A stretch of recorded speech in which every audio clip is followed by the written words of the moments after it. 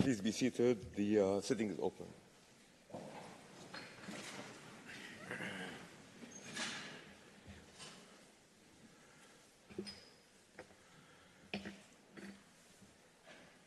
The court meets this morning to hear South Africa, Algeria, Saudi Arabia, the Kingdom of the Netherlands, Bangladesh and Belgium on the questions submitted to it by the United Nations General Assembly regarding the legal consequences following on from the policies and practices of Israel in the occupied Palestinian territory and in East Jerusalem. Now, as I noted yesterday evening, we'll have a short coffee break of 10 minutes after the first three participating delegations have spoken, and then we'll proceed with the next three delegations.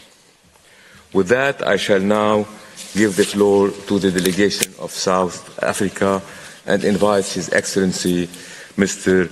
Vusimuzi Mandozela to the podium.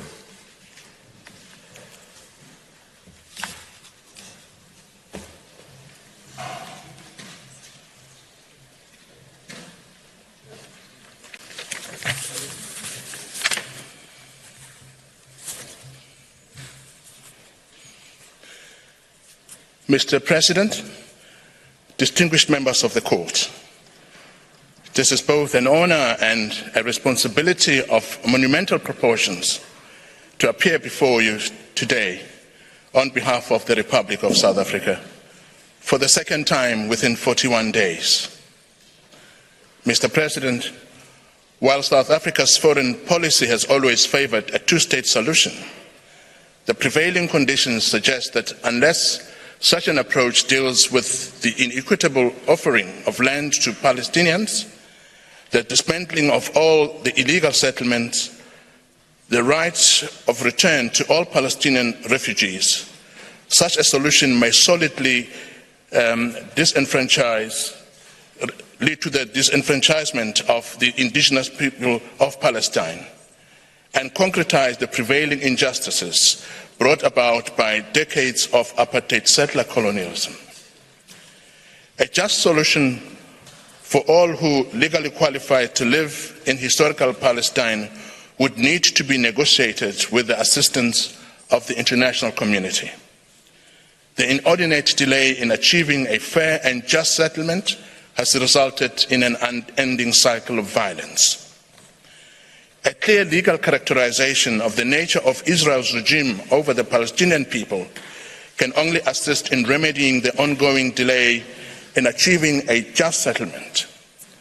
In this regard, on the legal questions placed before the courts by the United Nations General Assembly in Resolution 77/247 of 30 December 2022, we wish to make the following submissions. South Africa cannot overstate the significance of this advisory opinion for the Palestinian people, more especially the legal characterization of the situation of occupation and the imposition of the system of racial oppression and apartheid, which have unconscionably been permitted to continue for far too long. The occupation alone has persisted for 56 years. As the UN Special Rapporteur on the occupied Palestinian territories explained in 2022, the occupation by Israel has been conducted in profound defiance of international law and hundreds of United Nations resolutions, with scant pushback from the international community. Consequently, Mr. President, that defiance by Israel has already led to the killing of tens of thousands of Palestinians, including an estimated 30,000 killed in the past 4 months alone. These are not mere statistics, Mr. President. They are flesh and blood of the Palestinian people. Therefore, we must ask, when will Israel's decades-long impunity for widespread and systematic human rights violations and violations of peremptory norms of international law end, if not now? Over the past 136 days, the world has watched in horror daily the relentless attacks on Gaza, the ferocity and violence of Israel's latest military campaign against Gaza, and its flouting of international law, including an order of this court, which was handed down on 26 January 2024, is the clearest indication that Israel considers itself unrestrained in its actions against Palestinians. Its actions recur with even more depravity and bloodshed, being of such a serious nature as to lead this court to find them plausibly genocidal. I remind the court that it is in our recent submissions before it, in the hearings for the indication of provisional measures in the application of the Convention and Prevention of and Punishment of the Crime of Genocide in the Gaza Strip in South Africa versus Israel, South Africa underscored how Israel's ongoing acts and omissions in Gaza form part of a continuum of illegal acts perpetrated by it against Palestinian people since the 1948 Nakba, and since then the 1967 occupation. The legality of that occupation is now the subject of this matter before the court. Mr. President, the Palestinian cause is one which resonates strongly with the people of South Africa. That is because the Palestinian struggle invokes mournful memories of our own struggle against apartheid, segregation and oppression. Ours is an experience aptly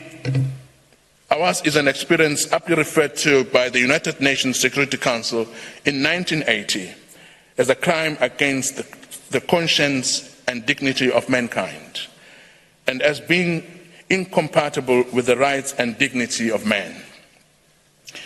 It is not without a measure of irony that one notes that this painful experience of our past has enabled South Africa to make a significant contribution to the development of international law on apartheid. From this experience, a universal legal prohibition of its practice emerged in the form of a peremptory norm and an international crime. The norm against apartheid has become one of the most cited norms of jus cogens.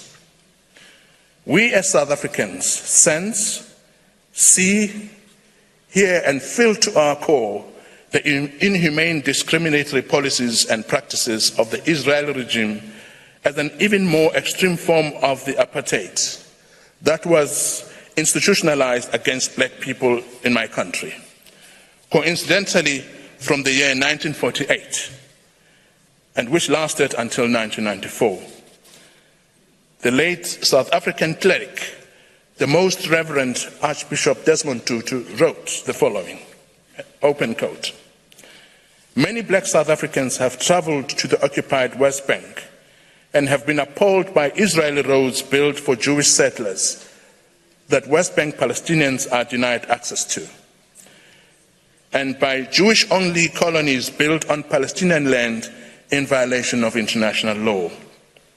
Black South Africans and others around the world have seen the 2010 Human Rights Watch report, which describes the two-tier system of laws, rules and services that Israel operates for the two populations in areas in the West Bank under its exclusive control, which provide preferential services, development and benefits for Jewish settlers while imposing harsh conditions on Palestinians. This, in my book, is apartheid. It is untenable," end quote. That was the position already 14 years ago, since 2010. Since then, the situation of the occupied Palestinian population has worsened exponentially, with the reality of apartheid becoming so obviously explicit as to now being recognized not only by South African and Palestinian victims of apartheid themselves, but by the broader international community, including both Israeli and international human rights organizations. Moreover, it is clear that Israel's illegal occupation is also being administered in breach of the prohibition of the crime of apartheid. It is indistinguishable from settler colonialism, which has no place in the 21st century. Israeli apartheid must end. Palestine, the last unfulfilled sacred trust of civilization, for whom the international community bears responsibility, must now be fulfilled. The Palestinian people must be permitted to exercise their inalienable right to self-determination. Mr. President, South Africa bears a special obligation both to its own people and the international community to ensure that wherever the egregious and offensive practices of apartheid occur, these must be called out for what they are and brought to an immediate end, and that the perpetrators of such egregious breaches of parental norms of international law be held accountable.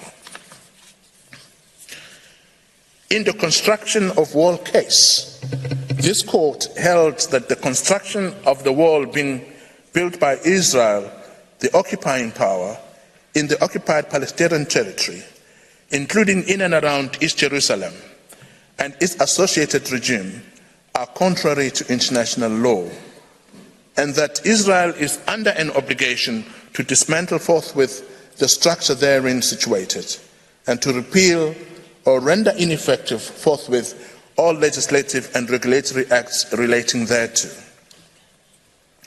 Despite that 19-year-old finding by the court, today Palestinians in the West Bank, including many in East Jerusalem, continue to be contained behind a segregating wall.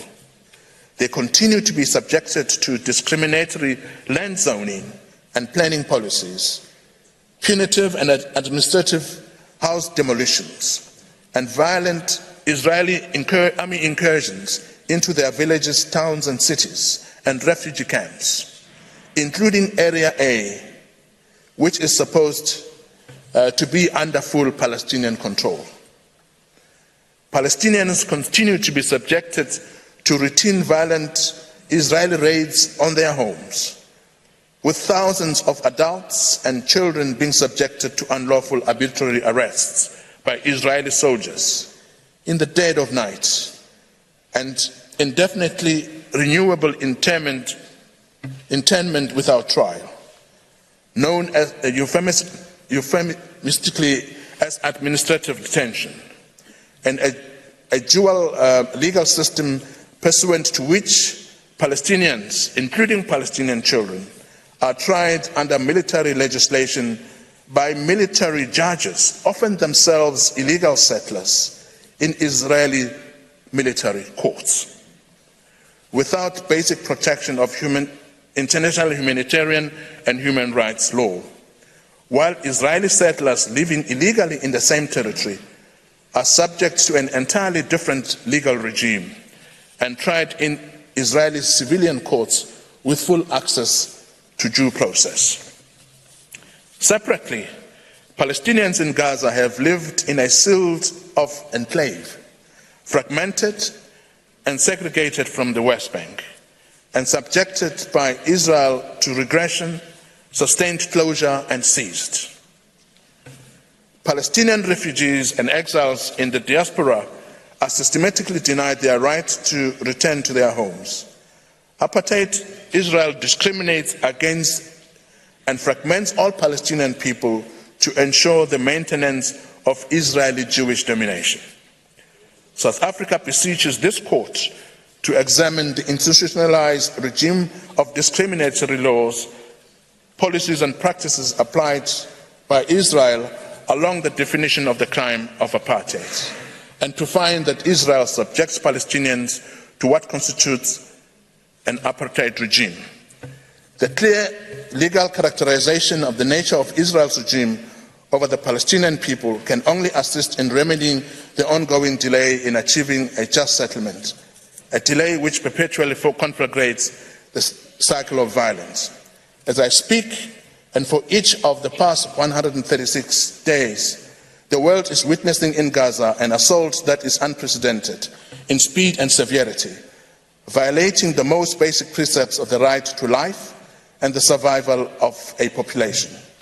The international community's unwillingness to hold Israel accountable for its policies and practices, and its failure to ensure the immediate, unconditional and total withdrawal of Israeli troops and an immediate end to Israel occupation and apartheid in Palestine, including Gaza, the West Bank and East Jerusalem, emboldens Israel to cross a further threshold, namely to commit the crime of crimes, genocide. Mr. President, distinguished members of the Court, it is now my honor to request you to invite Advocate Andrew Stemmet to the bar to submit South Africa's further observations on the questions referred to the Court by the UN General Assembly. Thank you. I thank His Excellency, Mr. Vuzimuzi Madonsela. I now give the floor to Mr. Peter Andreas Stemmet. You have the floor, sir.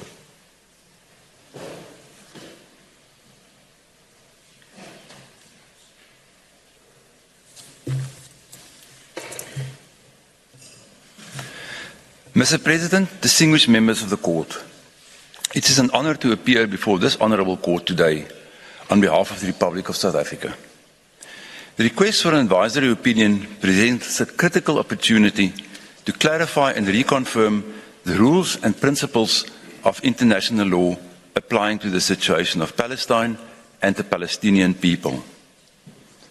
A clear legal assessment would assist the General Assembly and the broader international community to promote peace and justice, a key element of judicial propriety, at a time when a ferocious and unrestrained military assault has been launched by Israel on the Palestinians in Gaza, which this Court has found may plausibly amount to genocide, threatening the very existence of the Palestinian people.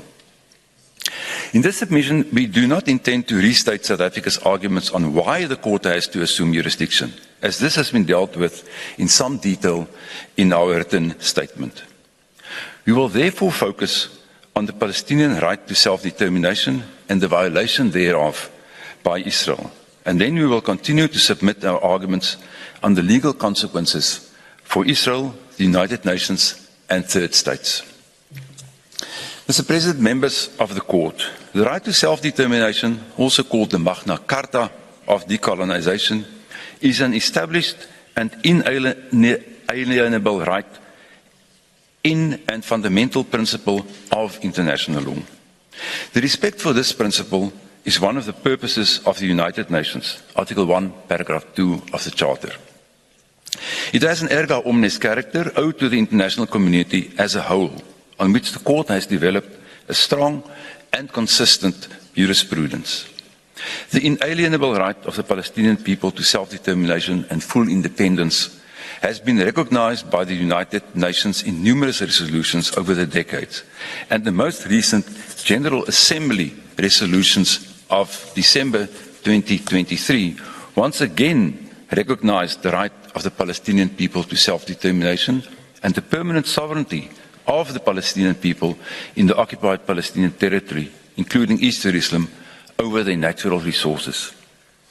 Self-determination accrues to a people, and in its most recent order of 26 January 2024, in the matter of application of the Convention on the Prevention and Punishment of the Crime of Genocide in the Gaza Strip, South Africa versus Israel, the Court confirmed that the Palestinians constitute, and I quote, a distinct national, ethnical, racial, or religious group, end quote. Israel has occupied the Palestinian territory in the West Bank, Gaza, and East Jerusalem since the 1967 Arab-Israeli War, and annexed East Jerusalem and parts of the West Bank in that same year. It is not disputed that the acquisition of territory by the threat or use of force is illegal, irrespective of whether the territory was acquired through a war of self-defense or of an act of aggression. The occupying power cannot annex any part of the occupied territory, and there is an obligation on states not to recognize such an illegal territorial acquisition. Moreover, that an occupation must also be temporary in nature was confirmed by the Court in the Namibia Southwest Africa case. where it held that the end of South Africa's mandate must be self-determination and independence of the people of Namibia. A 56-year occupation is not temporary. Annexation, per definition, cannot be temporary. These principles also apply to Palestine. The Security Council has already in 1967, in Resolution 242, expressly emphasized the inadmissibility of the acquisition of territory by war and called for the withdrawal of Israeli armed forces. Furthermore, in the construction of a wall case, this court unequivocally held that the ongoing construction of Israeli settlements in the occupied Palestinian territory is in breach of international law.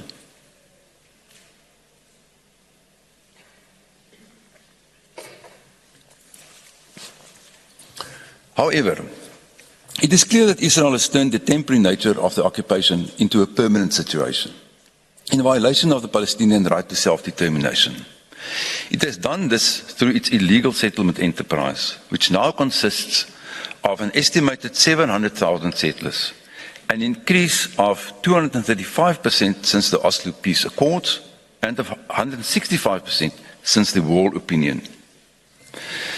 That is notwithstanding that in the Wall case, this court unequivocally held that the ongoing construction of Israeli settlements in the occupied Palestinian territory is in breach of international law. In that case, the court found that Israel has taken measures that, and I quote, severely impeded the exercise by the Palestinian people of their right to self-determination, unquote, in breach of that fundamental right. The very disruption of Palestinian territorial integrity resulting from those settlements, as well as Israel's formal and de facto annexation of parts of the occupied Palestinian territory, including East Jerusalem, constitute further violations of that fundamental right.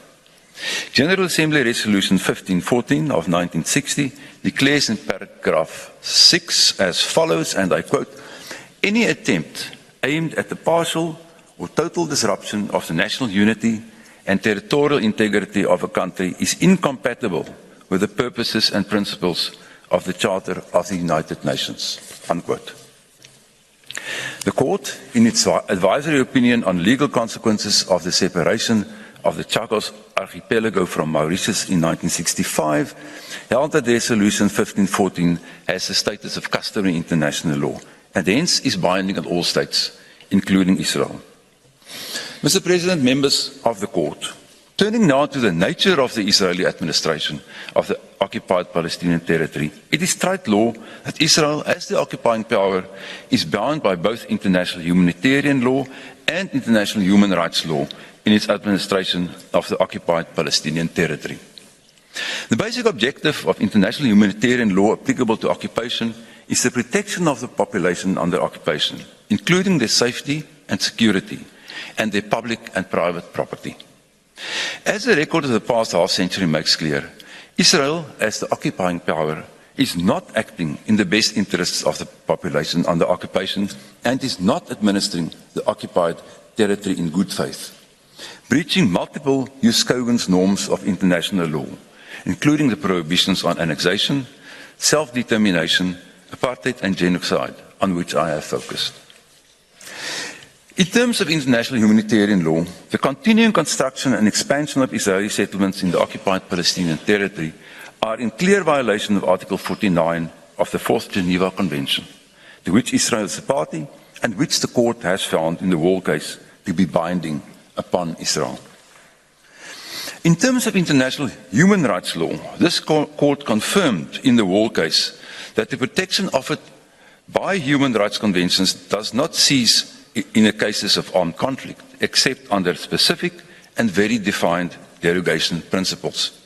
While it's also established law that the human rights law obligations of a state also apply in situations over which such state has control. Mr. President, members of the court, Ambassador Manoncela has dealt in some detail with the practices of apartheid perpetrated by Israel against the Palestinian people, including as the occupying power in the occupied Palestinian territory.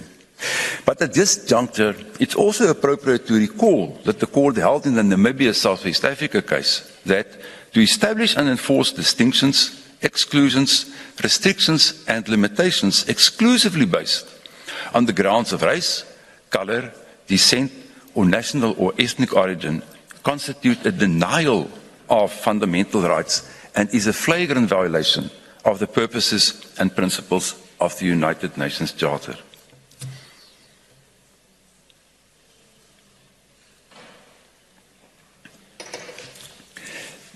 The extent of human rights violations and discriminatory laws and practices by Israel with respect to the Palestinian population is well documented in various reports of the treaty-based and charter-based mechanisms of the United Nations and is recalled in the resolutions of the Security Council and the General Assembly. These policies and practices have reached the threshold of apartheid within the meaning ascribed to it in the International Convention on the Suppression and Punishment of the Crime of Apartheid. While Israel is not a party to the Apartheid Convention, the fourth report on peremptory norms of general international law, jus cogens, by the International Law Commission Special Rapporteur, found that the Apartheid Convention codified what was already a crime under customary international law, and that this crime has a jus cogens character. The prohibition of apartheid and racial discrimination is therefore a peremptory norm of international law and binding on all states, including Israel.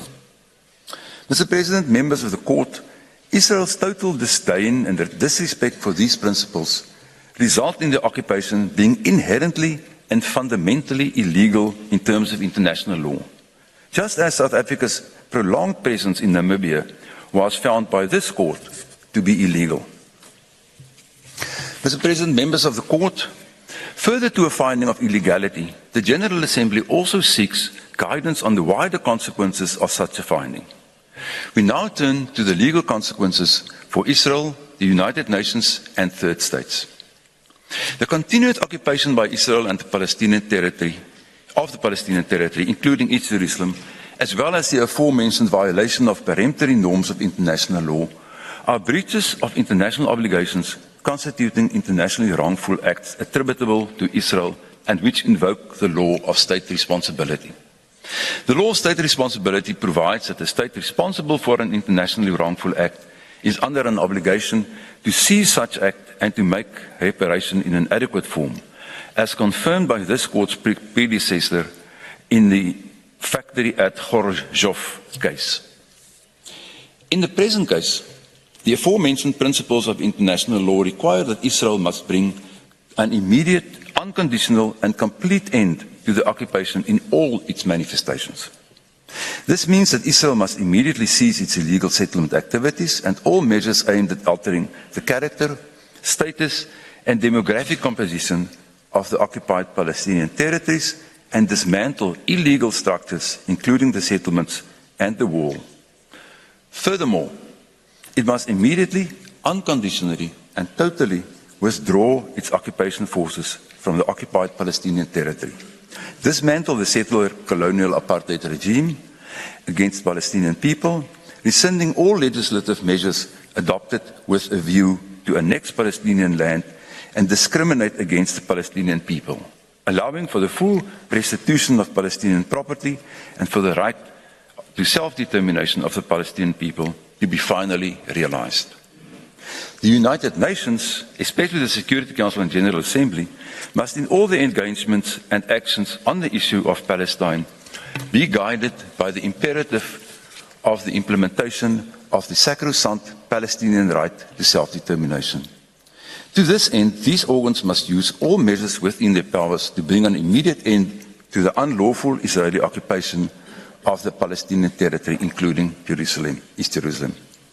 The United Nations should also remain seized of the matter and continuously monitor implementation of any order that the court may give to end the racial discrimination and apartheid by Israel in the occupied Palestinian territory, to ensure that the illegal situation is terminated immediately, and to ensure that their resolutions are implemented without delay. Urgent consideration should also be given, in particular, to the re-establishment of the Special Committee on Apartheid with respect to the occupied Palestinian territory that will be seized with this matter. Third states must immediately act with a view to end, through all lawful means and measures, the annexation by Israel of parts of the occupied Palestinian territory and East Jerusalem, and refrain from rendering assistance or aid in any form to Israel for the maintenance of the situation. Third states have a positive obligation not to recognize Israel's continued occupation and presence in the occupied Palestinian territory, as these are breaches of Jus Cogens norms of international law. That obligation, far too long ignored, must now urgently be implemented. Mr. President, members of the Court, the failure of the international community to act decisively to end the illegal occupation and annexation of Palestinian territory and the settler colonialism, apartheid practices and continuous human rights violations perpetrated by Israel against the Palestinian people as an occupying power across Gaza, the West Bank, including East Jerusalem, form the broader context and the root causes of Israel's current military onslaught on Gaza that has already claimed the lives of an estimated 30,000 Palestinian civilians and has resulted in wide-scale destruction and a catastrophic humanitarian situation. Mr. President, honourable members of the Court, it's often said that the right to life is the font from which all other rights flow. The same could be said about the right to self-determination. In the absence of self-determination, it is impossible for a people to realise a plethora of other rights. These advisory proceedings present this honourable court with the opportunity to assist in bringing about the immediate and unconditional end to the ongoing unlawful violation of the Palestinian right to self-determination. Mr. President, distinguished members of the court, this brings to an end the oral submission by South Africa. I wish to thank the court for your attention. Thank you. I thank the delegation of South Africa for its presentation. Et j'invite maintenant la prochaine délégation, l'Algérie, à s'adresser à la Cour et appelle Monsieur le professeur Ahmed Laraba à la barre. Vous avez la parole.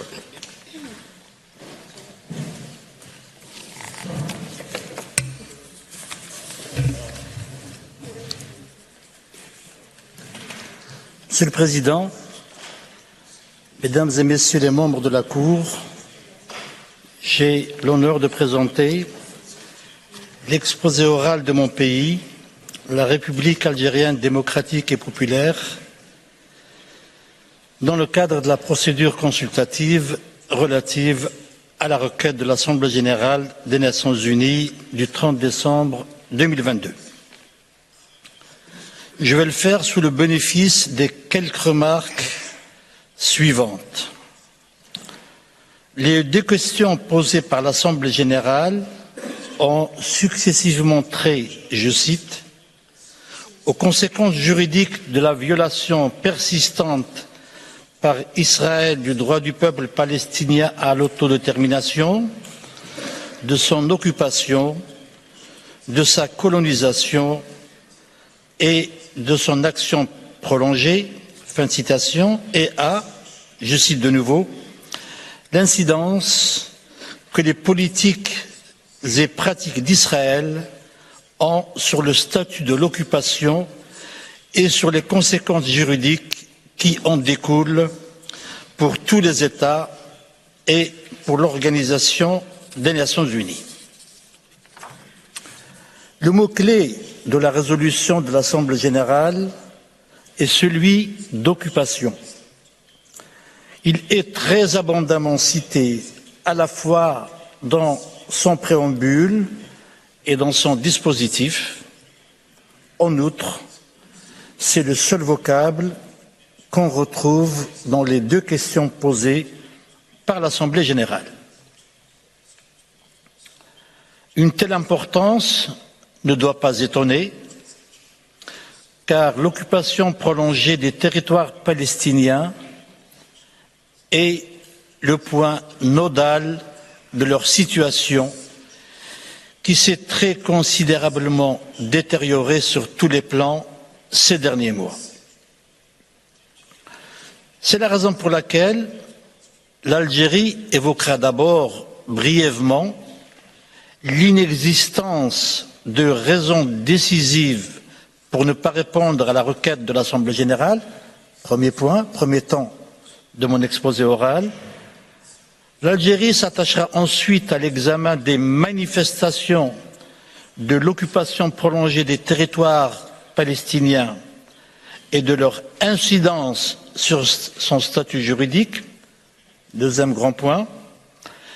Cet examen aboutit au constat de la violation continue, graduelle et paroxystique des règles et principes du droit international soulignés par la résolution de l'Assemblée générale.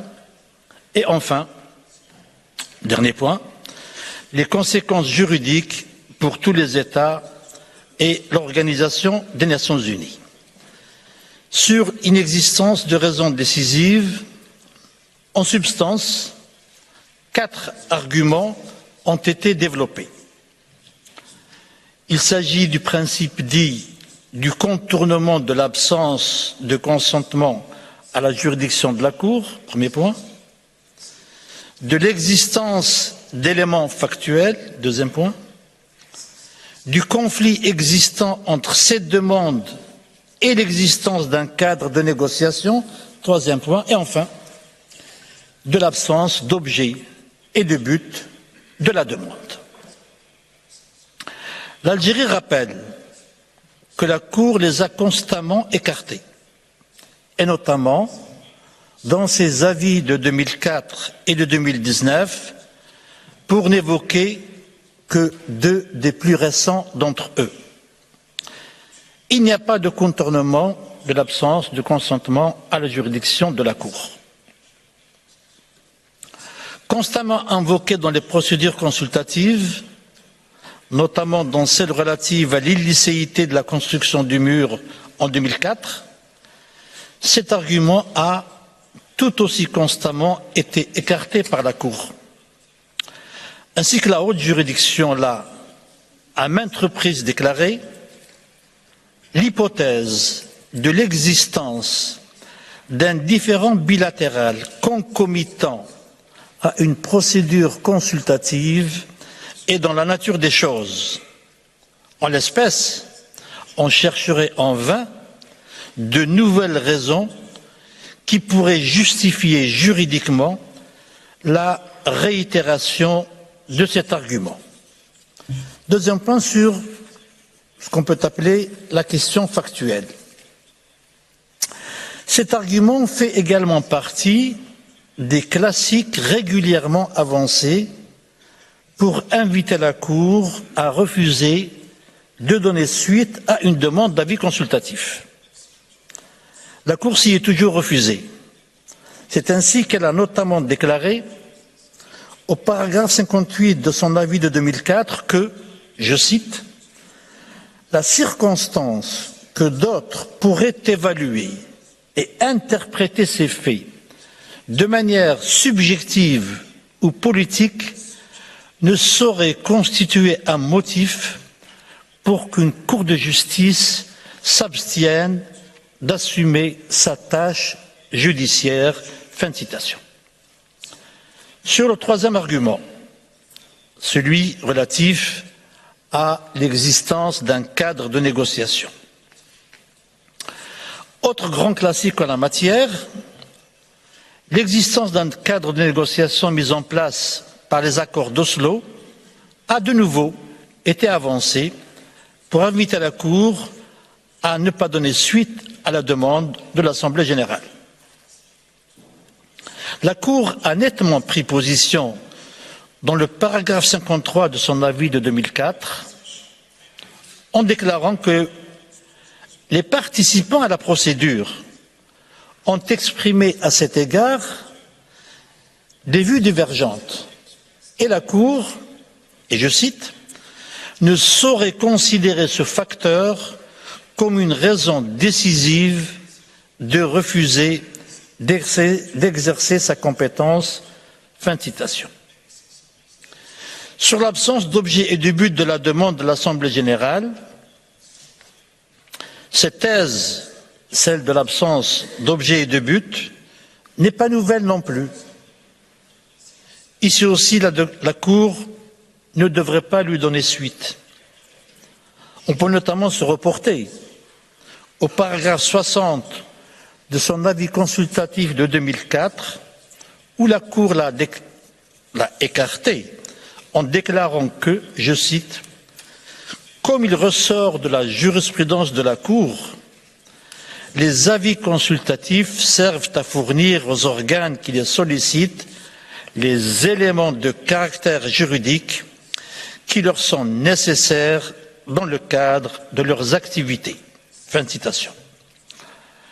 Elle a rajouté au paragraphe 62 suivant qu'elle, je cite, ne saurait refuser de répondre à la question posée au motif que son avis ne serait d'aucune utilité.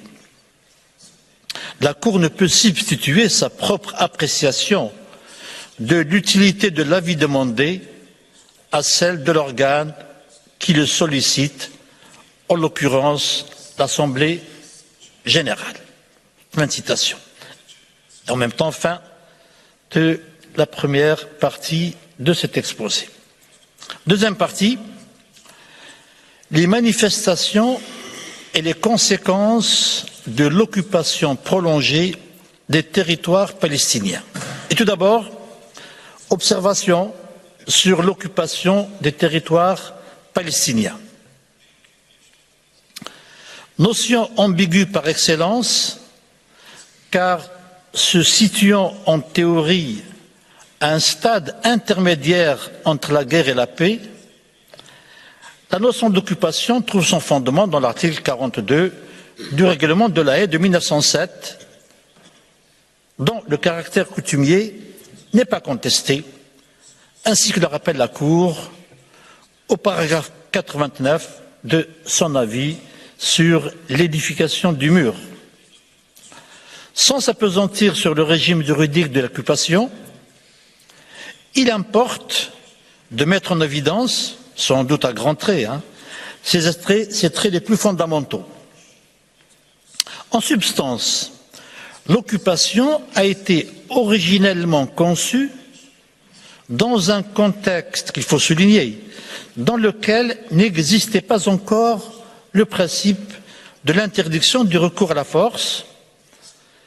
Elle était donc conçue comme un régime temporaire dans lequel la puissance occupante, on le sait bien, n'exerce pas sa souveraineté. On peut en outre souligner qu'elle a été pensée pour gérer des situations transitoires entre la fin des hostilités et la conclusion de traités de paix. Elle suggérerait presque une relation apaisée entre occupants et occupés, à propos de laquelle l'idée d'occupation prolongée relevait de l'impensé des rédacteurs d'alors. C'est la raison pour laquelle le droit de l'occupation n'aborde ni la question de son prolongement, ni a fortiori celle de sa permanence. La multiplication des conflits armés a entraîné de nouvelles formes d'occupation. Les réalités sont bien plus complexes et les États, la doctrine contemporaine, comme le CICR, s'interrogent régulièrement sur certaines inaptitudes de ce droit des années 1907 et 1949. La situation palestinienne est une illustration saisissante du violent contraste qui existe entre les apparences théoriques, qui viennent d'être esquissées à très grands traits uniquement, et la réalité. L'Algérie considère que la situation créée en 1948 est poursuivie depuis, mais crûment à nu le dévoiement, le détournement de la notion d'occupation par Israël dans les territoires palestiniens occupés. L'objectif d'Israël est d'arriver à un point de non-retour afin d'écarter toute hypothèse de création d'un État palestinien. Cet objectif connaît plusieurs déclinaisons, décidée en fonction des situations propres à chaque partie du territoire palestinien occupé, c'est-à-dire Jérusalem-Est, la Cisjordanie et la bande de Gaza. Dès lors, l'occupation est en passe de devenir, si elle n'est pas déjà devenue, un avatar des anciennes techniques juridiques qui ont exprimé, chacune à sa façon, le droit de la puissance. Deuxième point, après ces brèves observations, la colonisation de Jérusalem-Est et de la Cisjordanie et la situation dans la bande de Gaza, premier corollaire de l'occupation prolongée. Dans les trois parties du territoire palestinien, on retrouve la même politique et la même pratique qu'on peut ramasser autour de la formule « le fait contre le droit ». À Jérusalem-Est, avec la guerre de 1948, le projet onusien de partage, la fameuse résolution 181 de l'Assemblée générale, a connu son premier coup d'arrêt et avec elle, les premières manifestations du fait accompli, illustrées par l'occupation immédiate de la partie ouest de Jérusalem par Israël, en violation, je le disais il y a un instant, de la résolution 181, et en même temps par l'adoption de mesures législatives et administratives, y compris l'expropriation. Après la guerre de 1967, Israël a commencé à y appliquer son droit interne, avec notamment, mais pas exclusivement, avec notamment deux lois adoptées le même jour, le 27 juin 1967. Cette politique va se renforcer encore plus avec la loi du 30 juillet 1980 qui a fait de Jérusalem la capitale, je cite la formule, entière et réunifiée d'Israël. En réalité, elle doit être qualifiée d'annexion des jurés. J'y reviendrai. La loi du 27 novembre 2000 l'a amendée, la loi de 80, dans le but de la consolider encore plus, et je cite, pour interdire le transfert de toutes sortes de pouvoirs gouvernementaux, fin de citation. Elle a de nouveau, cette loi de 2000, été modifiée en 2018 pour en renforcer davantage la portée. Donc, terrain fait accompli d'une part, suivi de la mise sur pied de règles juridiques israéliennes. En Cisjordanie, ici aussi, deux temps successifs à l'occupation militaire planifiée succède le début de la colonisation.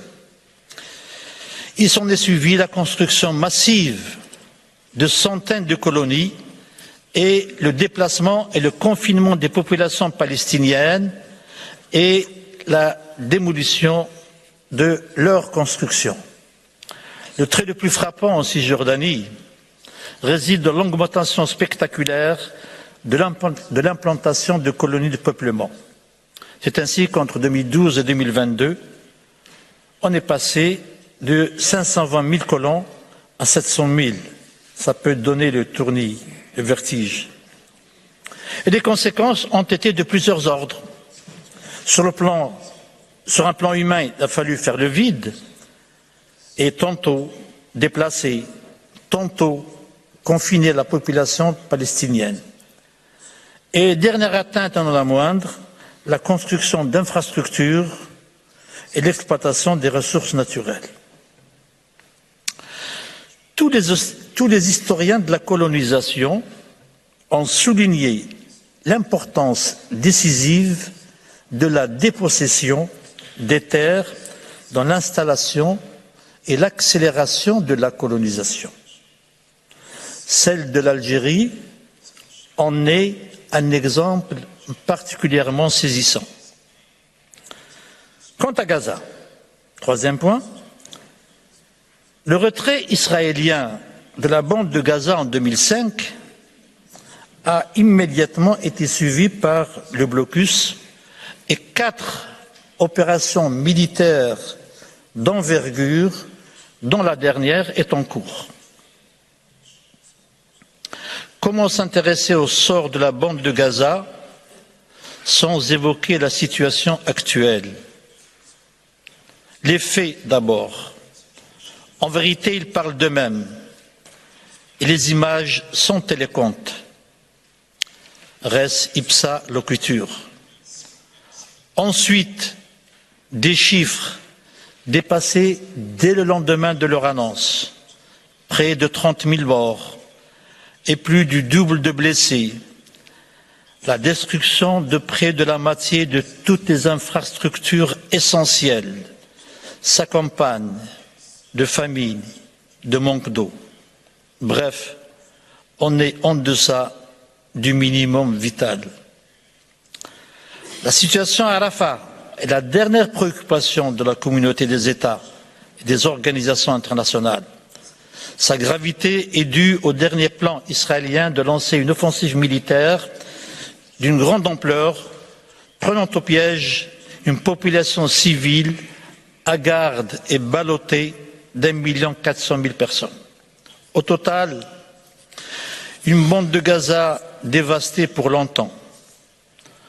En paraphrasant tragiquement Caton l'Ancien, obsédé par Carthage, qui avait pour leitmotiv la formule Carthago delenda est, on peut dire aujourd'hui que Gaza destructum est.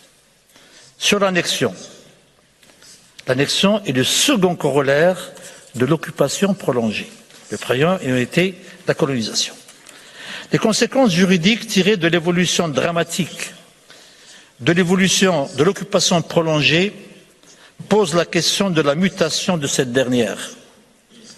Cette question n'est pas nouvelle. Elle est évoquée, elle est parfois suggérée, elle est parfois franchement envisagée après chaque guerre, notamment par Israël. Mais au-delà de cela, la situation d'occupation prolongée depuis 1967 l'impose inévitablement dans le débat.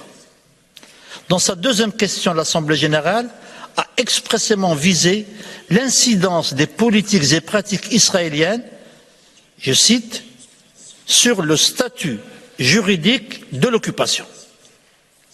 S'agissant de la jurisprudence de la Cour, l'Algérie tient à rappeler que dans son avis consultatif de 1950 sur le statut international du Sud-Ouest africain, et, je cite, alors qu'elle s'exprimait de manière générale sur les mandats, c'est la Cour qui parle, fin de citation, la Cour avait souligné que 2 principes furent considérés comme étant d'importance primordiale, notamment, et là je cite, celui de non-annexion, paragraphe 131 de cet avis. L'Algérie rappelle ensuite le paragraphe 121 de l'avis sur le mur de 2004.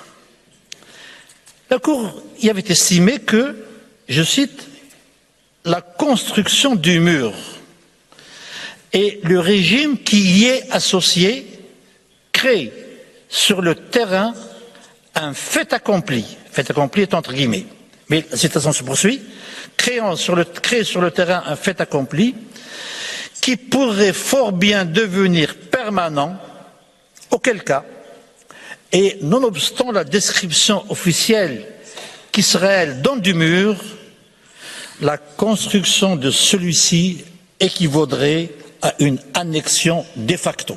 Fin de citation. Dans cet extrait, la Cour considère d'abord que, à la fois, la construction du mur et son régime juridique sont des faits accomplis. Elle évoque ensuite l'éventualité de leur permanence. Elle conclut, en recourant au conditionnel, que celle-ci, la permanence, transformerait le régime de l'occupation en annexion de facto. En d'autres termes, c'est la permanence qui conditionne le passage de l'occupation à l'annexion de fait. Et donc, inévitablement, cela renvoie à la question de la durée dont on sait, on l'a évoqué tout à l'heure, le droit international de l'occupation est muet. La notion de permanence doit être appréciée à l'aune du contexte factuel de la situation en 2004 que la Cour n'a pas manqué de préciser.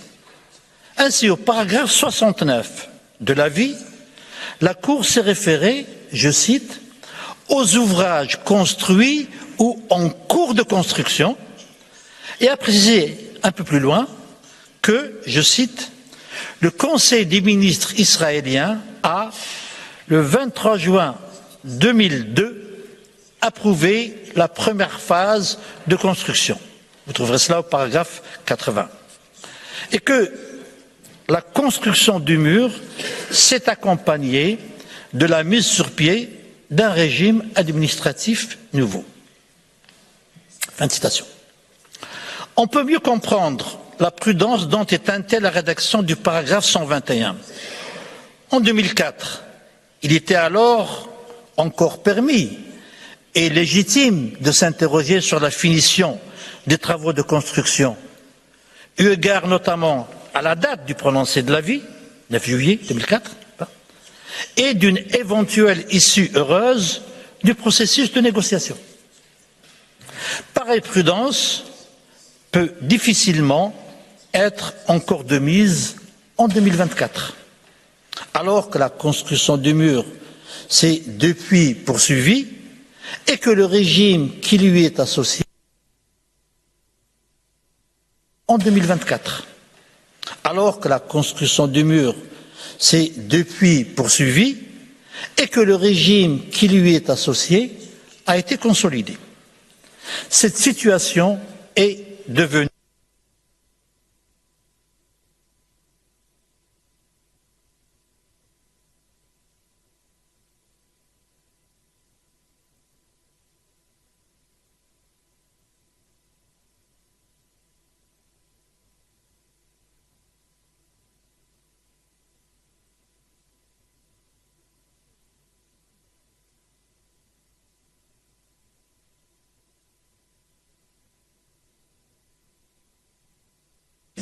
avec son lot de construction de colonies de peuplement et de destruction of settlement and destruction has led to de facto annexation. It is in the nature of things, alas, that colonizations destroy. On peut, à cet égard, rappeler les conclusions du rapport de la Commission internationale indépendante chargée par l'Assemblée générale d'enquêter dans le territoire palestinien occupé du 14 décembre 2022. Il y avait pointé, je cite, les actes assimilables à une annexion. Fin de citation. Troisième partie, les violations continues, graduelles et paroxystiques du droit international pertinent obstaclent à la création d'un État palestinien. Trois domaines évidemment à aborder ici, rapidement. Tout d'abord, la violation du droit à l'autodétermination, règle impérative et erga omnes. On aurait pu rappeler les différentes étapes de l'évolution juridique de ce droit. Elle a été maintes fois faite dans les exposés écrits, dans les observations écrites et jusqu'à hier dans l'exposé oral de la Palestine. Aussi bien la charte que notamment les résolutions 1514 et 1803 et la jurisprudence de la Cour avec ses avis successifs de Namibie, sur la Namibie en 71, sur le Sahara occidental de 1975 y ont contribué. Et évidemment un apport particulier doit être souligné s'agissant de l'arrêt sur le Timor oriental de 1995, car c'est là que la Cour a considéré que le droit des peuples est un droit opposable erga omnes. Je ne voudrais pas y insister davantage, sauf à préciser que la Commission du droit international a inscrit le droit à l'autodétermination parmi les règles impératives à la fin de ses travaux consacrés aux règles impératives en 2019. L'occupation prolongée est source de violations illimitées du droit international humanitaire et du droit international des droits de l'homme. Les politiques et pratiques israéliennes ont violé les règles les plus fondamentales de ces deux branches du droit international. Il serait vraiment prétentieux de faire croire, dans le laps de temps qui me reste, de donner un large spectre de toutes ces violations. Je pense qu'on peut se reporter là également aux écritures précédentes de l'Algérie, mais également aux écritures de la Palestine, y compris celles de la journée d'hier. Sur les conséquences juridiques maintenant. Pour Israël, tout d'abord, elle est dans l'obligation de mettre un terme aux violations du droit international. Israël a le devoir de réparer l'intégralité des préjudices subis par les peuples palestiniens et également contraint d'exécuter toutes les violations commises. Israël a l'obligation de réparer les préjudices causés. Pour les autres États, ils sont tenus de ne pas reconnaître comme licites les situations créées par ces violences, de ne pas porter assistance à Israël. Et là, il y a un certain nombre d'événements récents qui montrent que la question de ne pas porter assistance à Israël commence à prendre corps. Pour l'ONU, il s'agit pour l'Assemblée générale et le Conseil de sécurité d'essayer de multiplier un certain nombre de décisions. En conclusion générale, Monsieur le Président, Mesdames et Messieurs les membres de la Cour, l'Algérie est profondément convaincue que l'impunité est la première loi des oppresseurs. Notre fonction est de leur dire qu'il y a une loi et que celle-ci doit être respectée, que cette loi n'est pas une loi de vengeance, mais de justice. C'est dans cet état d'esprit que l'Algérie réitère les demandes qu'elle a exprimées dans ses écritures intérieures. Je vous remercie. Monsieur le Président, Mesdames et Messieurs les... Excusez-moi, je remercie la délégation de l'Algérie pour son exposé. I invite now the next participating delegation, Saudi Arabia, to address the court. I call upon His Excellency Mr. Ziad Al-Atiyah to take the floor.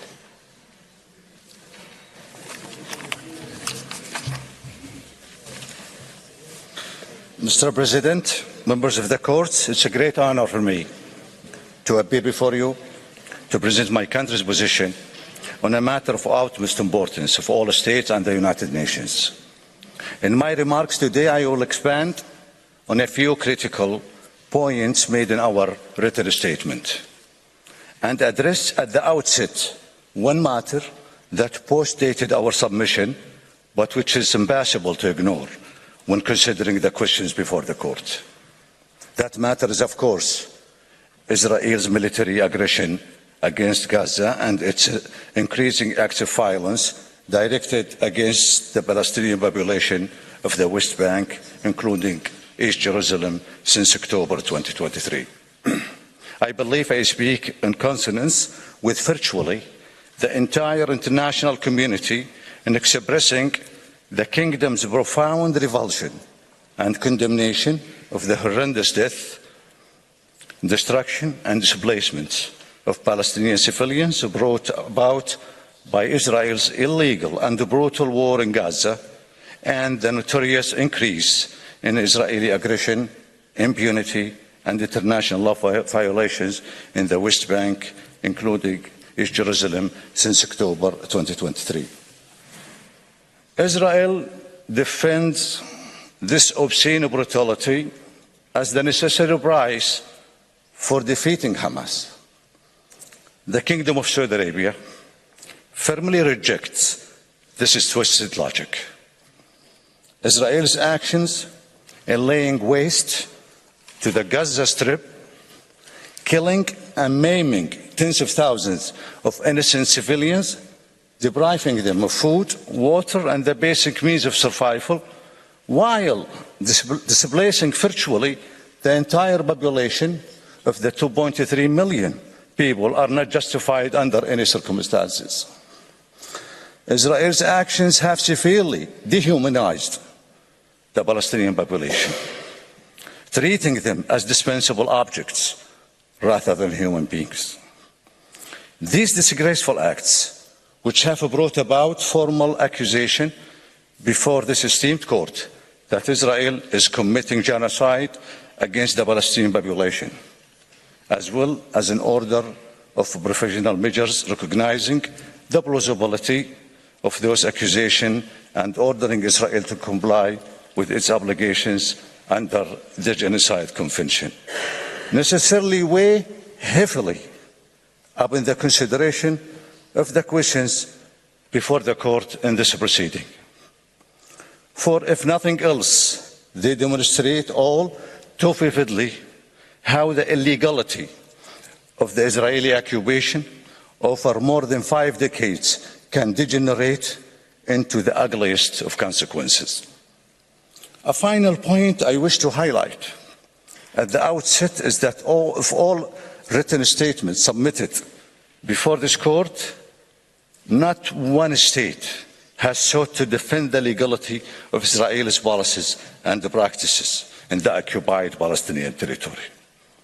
This is a telling acknowledgement of the international community's unanimous recognition of the illegality which pervades that occupation.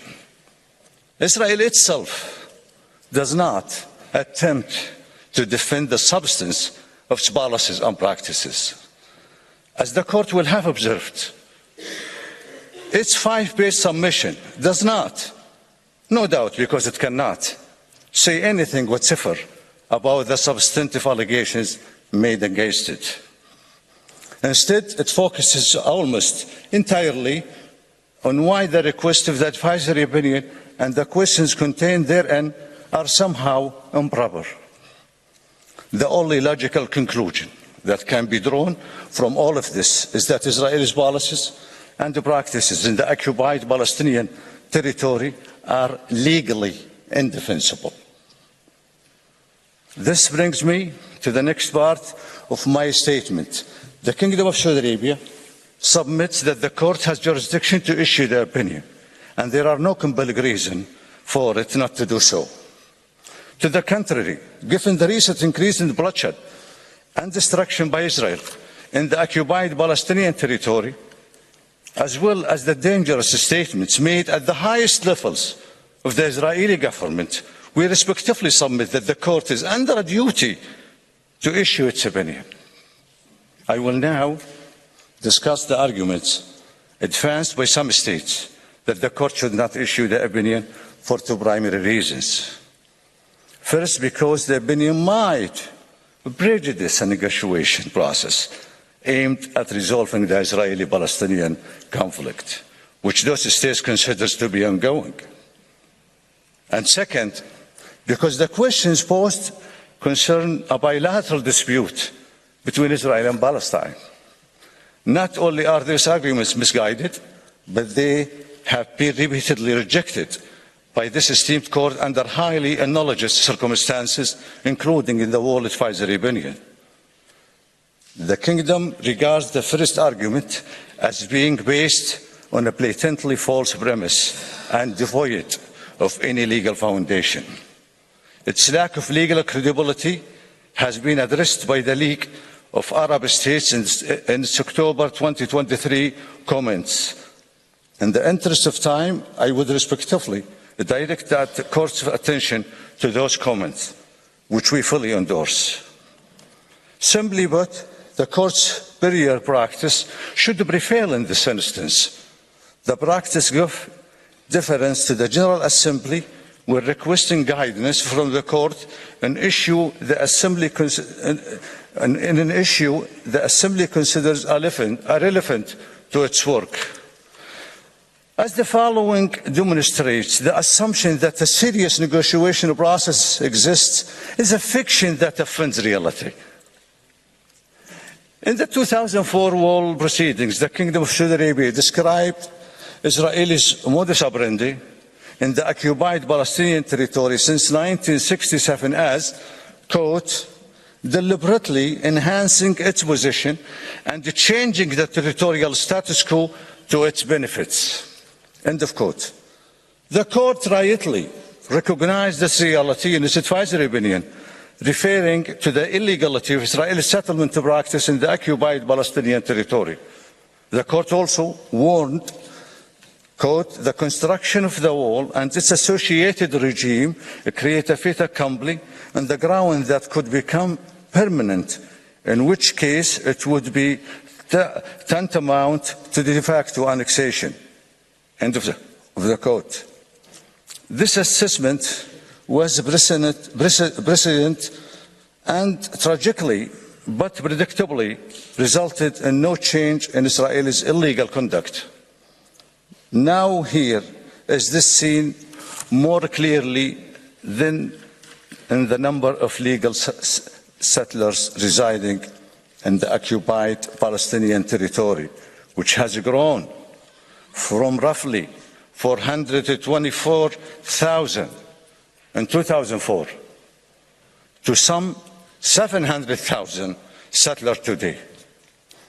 Since 1967, far from engaging in negotiations, Israel has made it virtually impossible to establish a cohesive Palestinian state. It has done so by annexing more than 2 million dunams of land, building more than 279 illegal settlements throughout the West Bank, illegally annexing East Jerusalem and declaring Jerusalem as its undivided capital, confiscating natural resources, demolishing Palestinian homes, and much more. Those actions are well documented in the many UN reports discussed in the Kingdom's written statement, and I will not dwell on them further except to make the self-evident point that the Israelis' actions have clearly aimed at frustrating a negotiated settlement rather than opening the door to such settlement. These policies and practices should be enough to dismantle the illusion that Israel has any intention of engaging in serious efforts towards a negotiated peace. But Israel has also, for good measure, approached actual negotiations with nothing less than impunity and contempt. Mr. President, members of the court, we see this not as spectators, but as a direct participant in efforts towards negotiating a lasting peace spanning decades. That was the case when more than 20 years ago, the Kingdom of Saudi Arabia proposed the Arab Peace Initiatives, which was adopted by the Arab League in 2002 and re-endorsed at the 2007 and 2017 Arab League summits. However, this peace initiative was rejected outright by Israel, with its then Prime Minister describing it as a non-starter, because it required Israel to forgo occupied territories in exchange for peace, a policy that has persisted until today. The reality today has become more discouraging. At the senior levels of the Israeli government, calls are openly made to forcibly transfer or ethnically cleanse Palestinians out of their homeland, expand settlements even further, annex further areas of the West Bank, and at all costs to reject the notion of establishing a Palestinian state along the lines of the two-state solutions. And while the brutal and genocidal onslaught of Gaza by the Israeli military since October 2023 has led it to become, in the words of the United Nations Under-Secretary General for Humanitarian Affairs, a place of death and despair. It should not be forgotten that Israel's aggression has been accompanied by unyielding statements by its leaders that it will never agree to a sovereign Palestinian state or cede control over the occupied Palestinian territory. Such a statement hardly reflects Israel's intention to engage in a genuine peace negotiations. Concluding at this point, I would add that if a serious negotiations aimed at achieving a just resolution of the Israeli-Palestinian dispute in accordance with the international law were to become reality, the Court's opinion could not in any case possibly prejudice those discussions, but rather would enlighten them.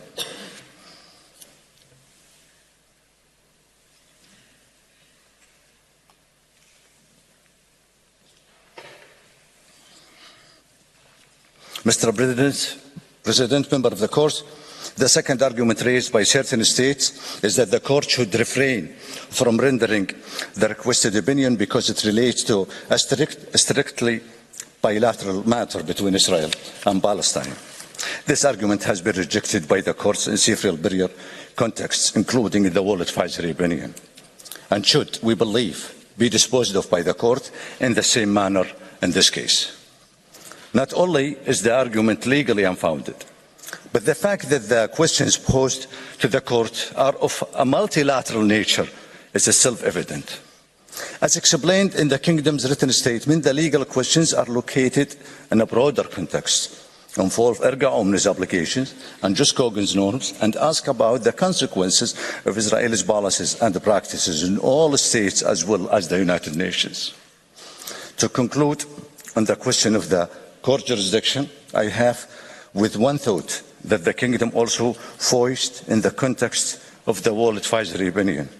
If this Court, the principal judicial organ of the United Nations, should not consider the critical questions put before it, then we cannot but conclude that the system to maintain international peace and security set up following the atrocities of the Second World War has not stood the test of time. Mr. President, members of the Court, I will now address the first questions before the Court, which concerns the legal consequences arising from Israel's prolonged occupation and illegal policies and practices in the occupied Palestinian territory. To answer these questions, the Court has a plethora of evidence available. This includes the evidence furnished by the United Nations, its organs, UN human rights mandate holders, and the specialized agencies, the special rapporteurs, and the independent commission, all available in the dossier before this Court or referred to in the Kingdom's written statement. We submit that the catastrophic consequences of Israel's policies and practices on the ground, as well as their sheer illegality, are undeniable. The international community has seen stark evidence of these consequences during the current war in Gaza. The ongoing situation is so appalling that last December, the UN General Assembly overwhelmingly passed a resolution demanding an immediate humanitarian ceasefire in Gaza, while the Court has recognized the possibility that Israel's conduct amounts to a genocide and ordered it to comply with a series of professional measures. However, as we speak, Israel continues to defy the international community's call for a ceasefire and to willfully ignore the professional measures ordered by the Court. More generally, Israel has, over the decades of its occupation, resisted egregious violations of its most fundamental international obligations, as explained in our written statement.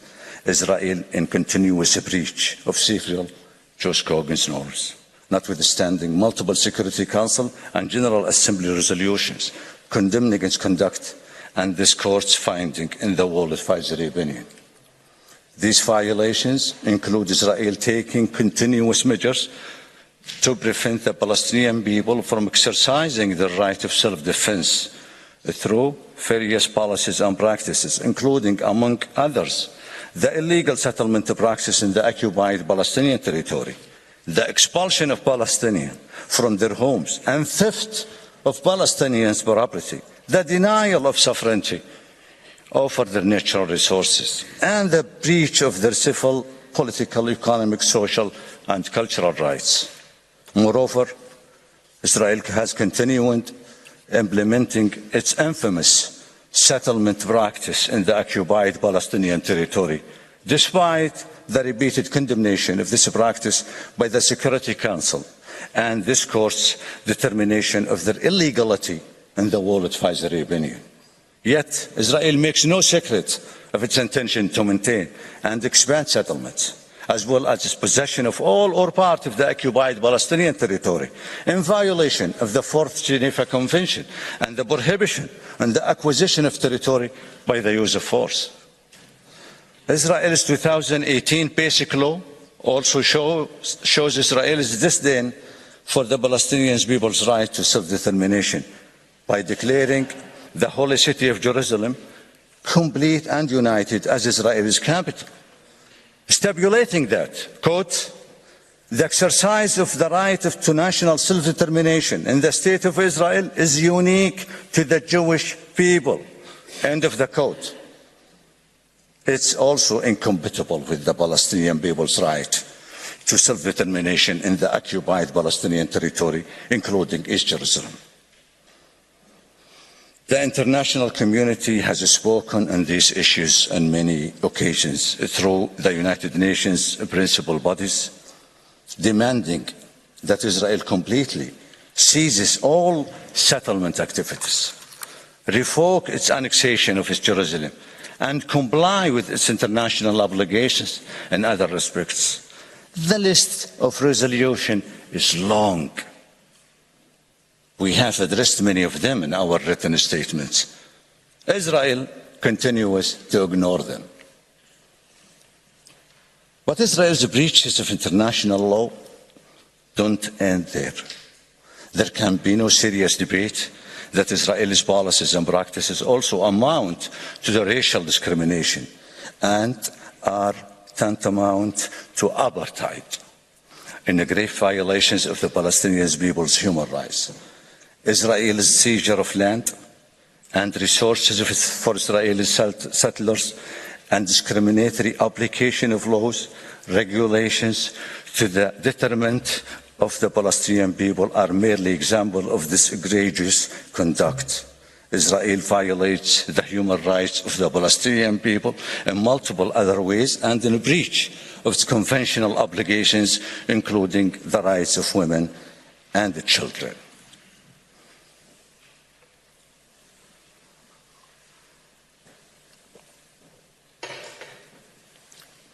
Mr. President, members of the Court, the Kingdom of Saudi Arabia wishes to emphasize that the international law obligations, particularly those embodied in the preemptory norms of general international law, are not abstract rules and are not intended to be. Their violations entail particular legal consequences, but also has real and tangible consequences. The latter include, most prominently, the denial to human beings of the right to life and dignity, and more widely, the creation of threats to peace and stability, with unpredictable consequences. The multiple and grave violations by Israel of its international obligations in the occupied Palestinian territory is therefore of undeniable concern, not only to those directly affected, but also to the international community as a whole. I will now move on the second question before the Court regarding the manner by which Israel's conduct affects the legal status of its occupation. The Kingdom respectively submits that the only conclusion which may be reached from the multiple and grave breaches of international law emanating from its occupation is that Israel's occupation itself is illegal and must be brought to an unconditional end.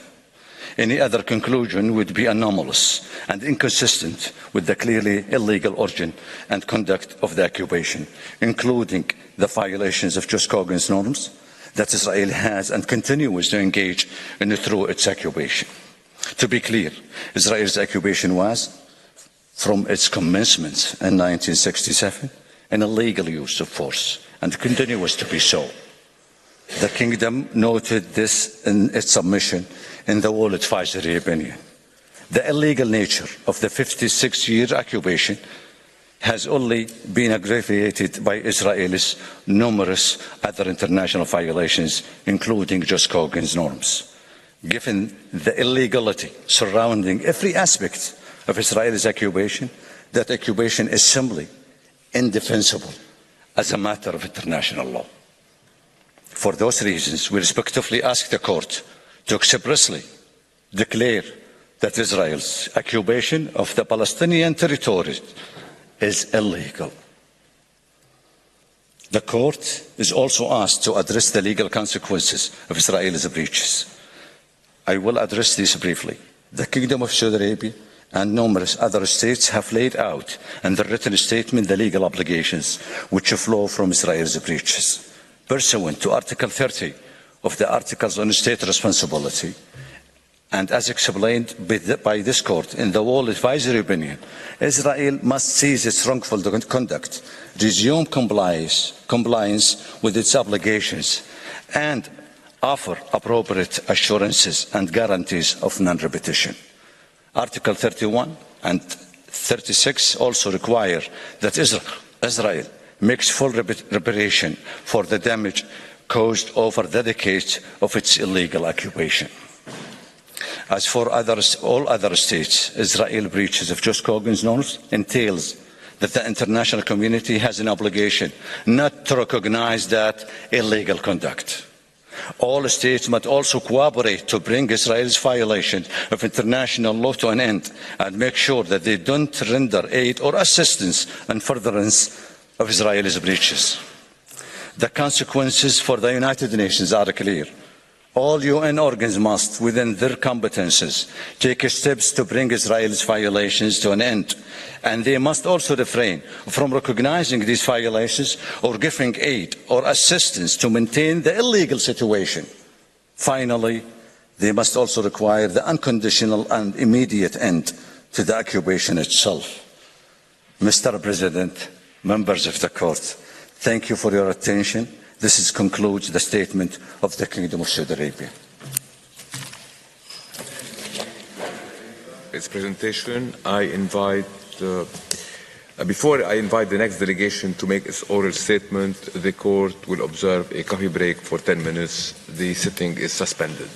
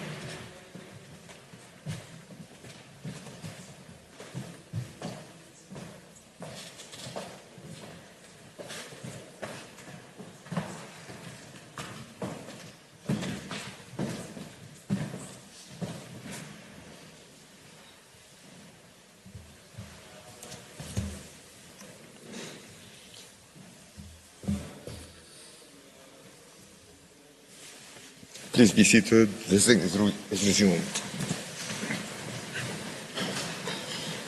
I now call upon the delegation of the Netherlands to address the court and invite Mr. René Lefebvre to take the floor.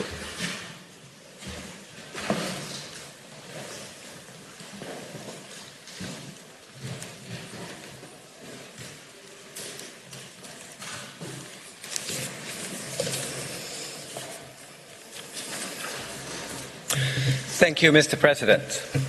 Mr. President, distinguished members of the Court, it is an honor to appear before you today on behalf of the Kingdom of the Netherlands to participate in this hearing on the request for an advisory opinion on the legal consequences arising from the policies and practices of Israel in the occupied Palestinian territory, including East Jerusalem.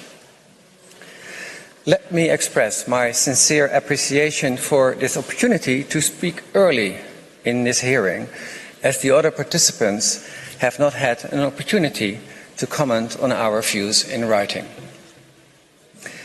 The Kingdom would like to begin by underlining that, for the purposes of the present advisory proceedings, it leaves it to the discretion of the Court to satisfy itself that it has advisory jurisdiction and that it may exercise this jurisdiction with respect to the present request, in accordance with Article 65, paragraph 1 of the Statute of the Court and Article 102 of the Rules of Court.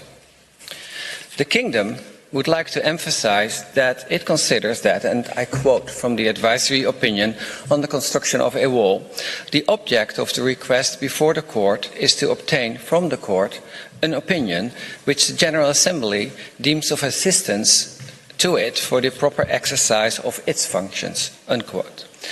Therefore, the request should be regarded in a much broader frame of reference than a bilateral dispute.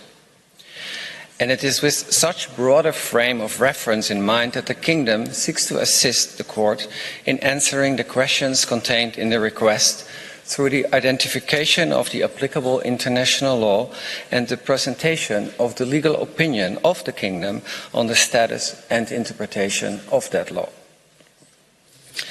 Mr. President, distinguished members of the Court, the Kingdom would now like to turn to the questions posed in the present request for an advisory opinion.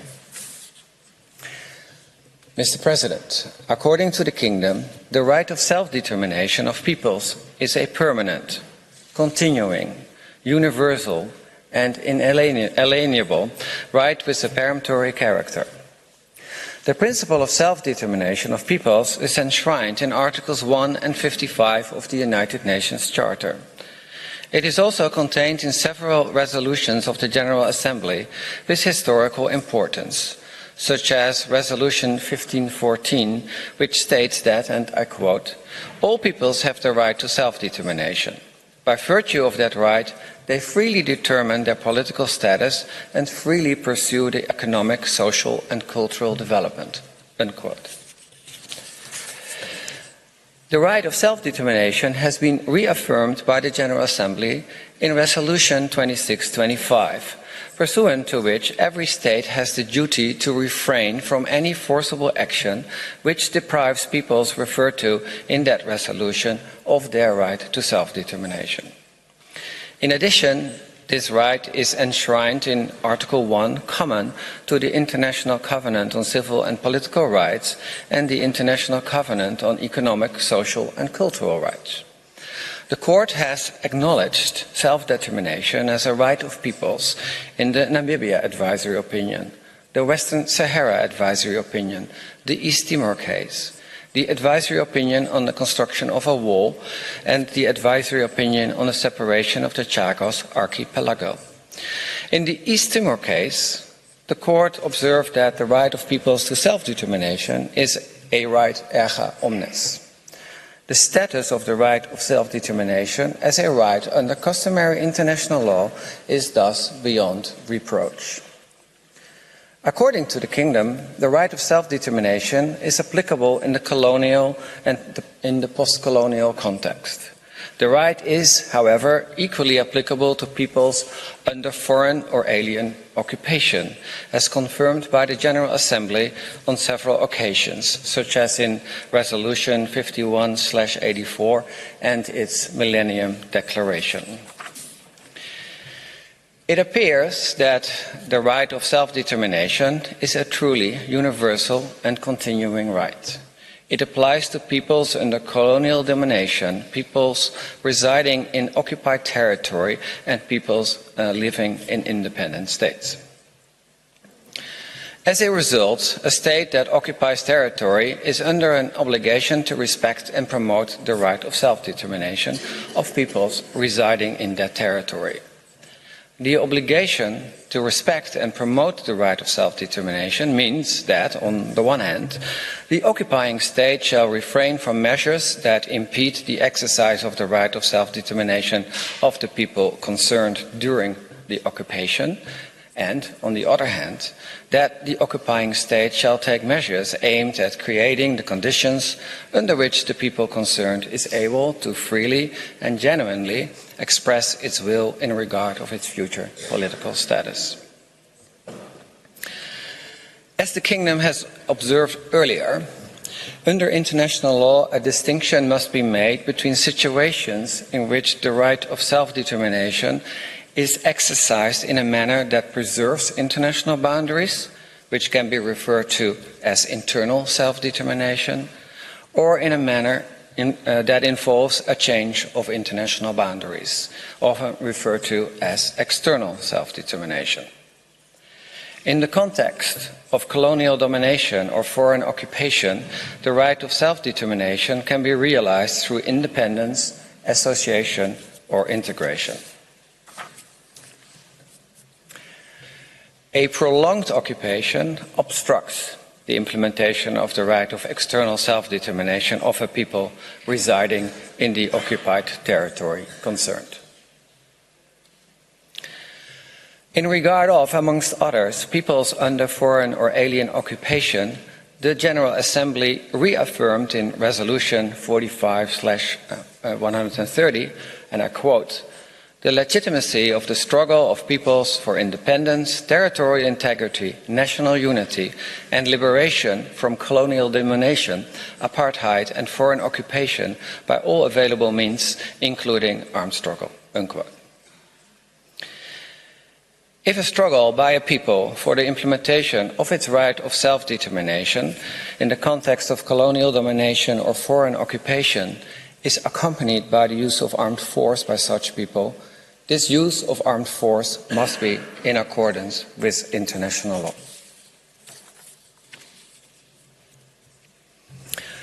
Mr. President, I will now address the law regulating the use of force, in particular the UN Charter and its prohibition on the use of force by states, contained in Article 2, Paragraph 4. According to the Kingdom, the prohibition of the use of force is a rule of jus cogens that applies erga omnes. Indeed, in the advisory opinion on the construction of a wall, the Court confirmed that the principles as to the use of force incorporated in the UN Charter reflect customary international law.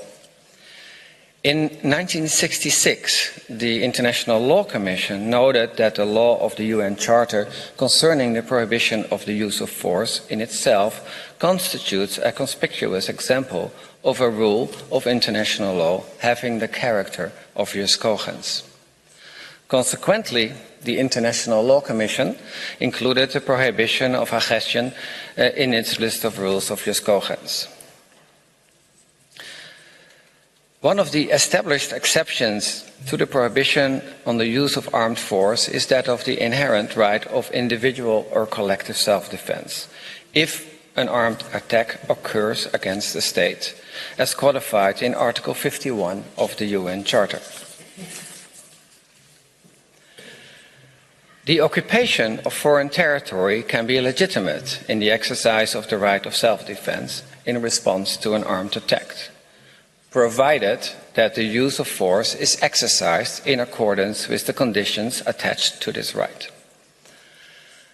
The substantive customary conditions are necessity and proportionality, in addition to the procedural condition contained in Article 51 to notify the Security Council of the actions taken in self-defense. In the advisory opinion on the legality of the threat or use of nuclear weapons, the Court noted, inter alia, that proportionality and necessity are inherent in the very concept of self-defense. So, if the placement of a territory under the control of an armed force is the result of a military operation in the exercise of the right of self-defense, necessity requires an assessment of whether the occupation and the continuation thereof is necessary to repel the armed attack or that alternative courses of action are available. This inherently supposes also a temporal element of immediacy. If the right of self-defense is not exercised relatively promptly, it may imply that the exercise of the right of self-defense was unnecessary. Furthermore, with regard to proportionality, the question is whether the occupation and the continuation thereof is proportionate in relation to the armed attack, both in qualitative and quantitative terms. If that is not the case, the occupation may be considered to violate the prohibition of the use of force. These conditions to the exercise of the right of self-defense apply as long as there is an occurring or imminent armed attack. Also, in exercising the right of self-defense, the occupying state must fully respect international law, in particular human rights and international humanitarian law. Mr. President, it is the view of the Kingdom that the right of self-defense can also be invoked in response to an armed attack by a non-state actor. This is illustrated, for example, by the Security Council's resolutions adopted after 9/11, in which the Security Council reconfirmed the right to self-defense in response to those attacks. An occupation which fulfills the requirements of the right of self-defense may be considered as lawful under jus ad bellum. An occupation which does not fulfill or no longer fulfills these requirements may lose its legal basis and hence violate the jus cogens prohibition of the use of force. Finally, the Kingdom underscores that occupation is an inherently temporary use of force, because if it were to be permanent, it would qualify as annexation. As the Security Council emphasized in 1967, in its unanimously adopted Resolution 242, the acquisition of territory by war is inadmissible. The Court recognized the customary status of the illegality of territorial acquisition resulting from the threat or use of force in the advisory opinion on the construction of a wall. Mr. President, the Kingdom now turns to international humanitarian law, or jus in bello, which regulates situations of armed conflict, including occupation. According to the Court, and I quote, "A great many rules of humanitarian law applicable in armed conflict are so fundamental to the respect of the human person and elementary considerations of humanity," end of quote, "that they are," and I quote, "to be observed by all states, whether or not they have ratified the conventions that contain them, because they constitute intransgressible principles of international customary law," end quote. In the Court's view, these rules incorporate obligations which are essentially of an erga omnes character. The Kingdom considers these principles, furthermore, to be a peremptory norm of general international law, and would like to refer in this respect to the conclusion of the International Law Commission to include the basic rules of international humanitarian law in its list of rules of jus cogens. The Kingdom submits that, while international humanitarian law is applicable in situations of occupation, international humanitarian law does not contain rules for determining whether an occupation is lawful or unlawful as such, even if breaches of the rules are serious in nature. Rather, irrespective of its legality, international humanitarian law regulates situations of occupation once such a situation has arisen in fact.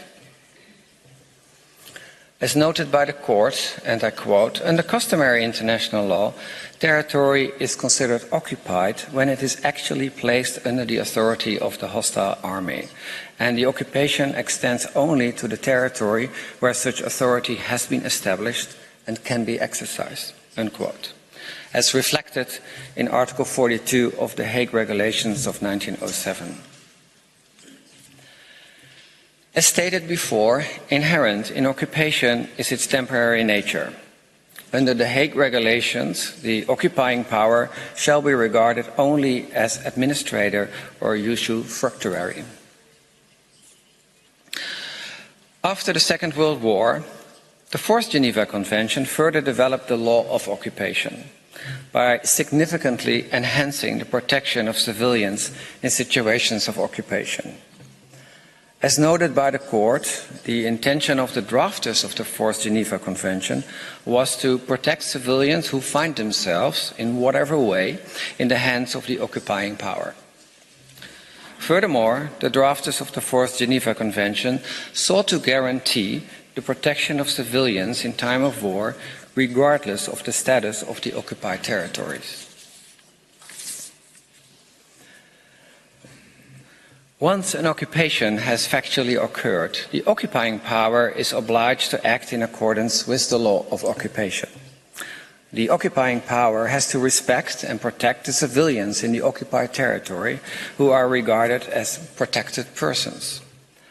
Protected persons are, inter alia, entitled in all circumstances to respect for their persons and shall at all times be treated humanely. Private property is to be respected. At the same time, such measures of control and security may be taken by the occupying power in regard to protected persons as may be necessary as a result of the war. As noted before, no sovereignty can be established over occupied territory, and occupied territory may not be annexed. In this regard, an important provision under the law of occupation is that the occupying power shall not deport or transfer parts of its own civilian population into the territory it occupies. Under international criminal law, such transfers, directly or indirectly, by the occupying power, constitute a war crime, as reflected in the Rome Statute of the International Criminal Court. It is also prohibited to deport protected persons from the occupied territory. The Kingdom underscores that all high contracting parties to the Geneva Conventions are under an obligation to ensure respect for the Geneva Conventions, with reference to Article 1 common to those conventions. As noted by the Court, and I quote, "Every state party to that convention, whether or not it is a party to a specific conflict, is under an obligation to ensure that the requirements of the instruments in question are complied with," unquote.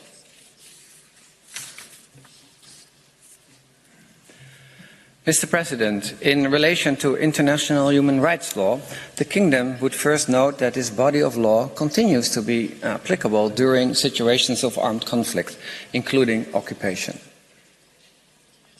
The Court has come to this conclusion in its advisory opinions on legality of the threat or use of nuclear weapons and construction of a wall. It added, in the case concerning armed activities on the territory of the Congo, that, and I quote, "International human rights instruments are applicable in respect of acts done by a state in the exercise of its jurisdiction outside its own territory, particularly in occupied territories," end of quote. The International Law Commission has equally concluded that human rights treaties continue to apply during armed conflict in its 2011 draft articles on the effects of armed conflicts on treaties. It follows that an occupying power, for the purposes of international humanitarian law, is bound to respect, protect, and fulfill the human rights of all those within the occupied territory. The obligations owed by states under rules of universally applicable customary international human rights law are of an erga omnes character. The court has confirmed this in the Barcelona Rejection case, considering that erga omnes obligations, and I quote, derive, for example, in contemporary international law from the principles and rules concerning the basic rights of the human person, unquote. According to the court, this includes the prohibitions of genocide, slavery, and racial discrimination, as well as the prohibition of torture. Certain rules of international human rights law can moreover be characterized as peremptory norms of international law.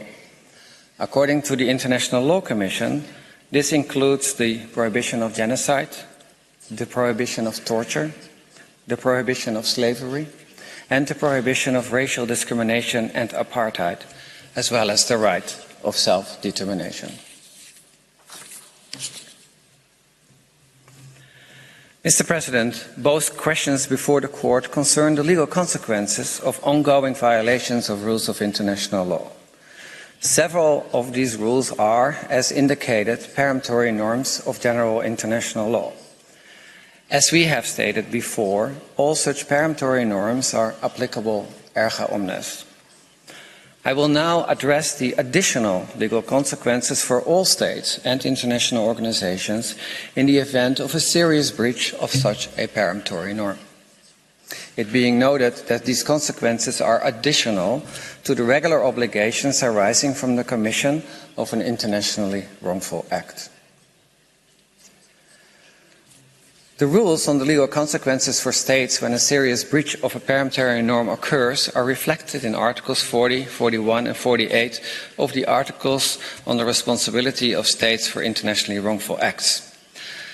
The relevant provisions for states and international organizations may be found in Articles 41, 42 and 49 of the draft Articles on the Responsibility of International Organizations. According to the Kingdom, these provisions reflect customary international law.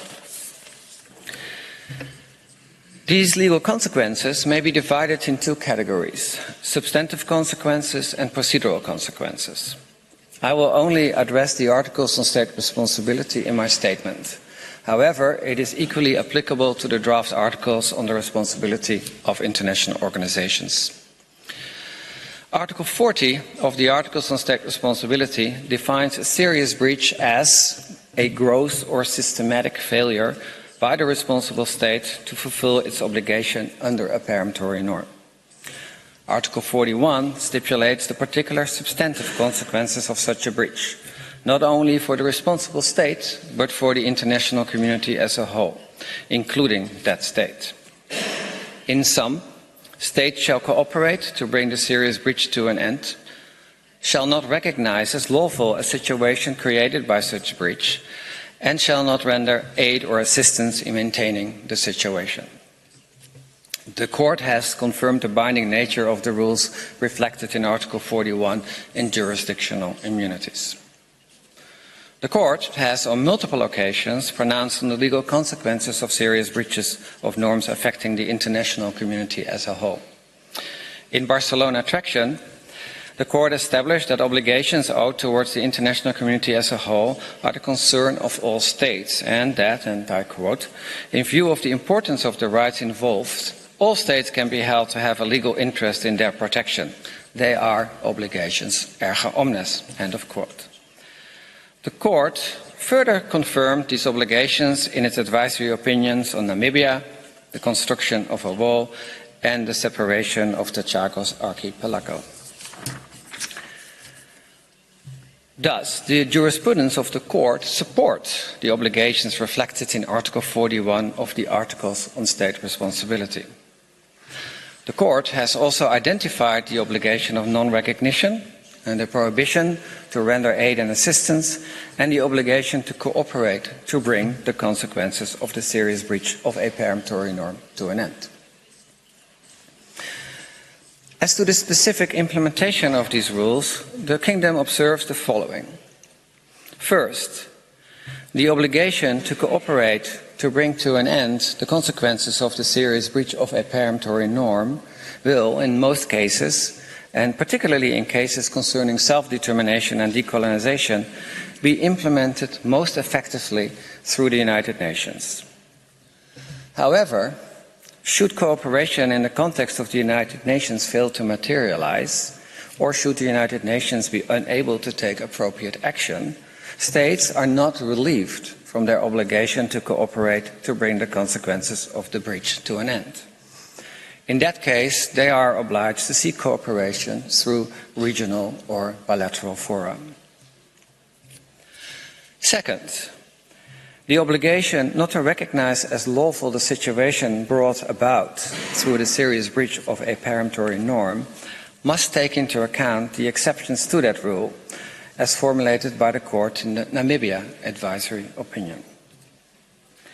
Third, the rendering of unlawful aid and assistance contrary to the prohibition thereto does not give rise to international responsibility of the aiding or assisting state for the underlying situation or internationally wrongful act, but only for its unlawful aid or assistance.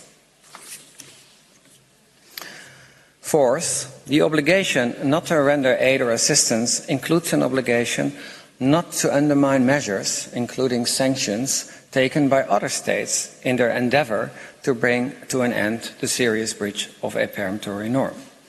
In particular, when the state undermining those measures does so knowing that its conduct contributes to the maintenance of the unlawful situation.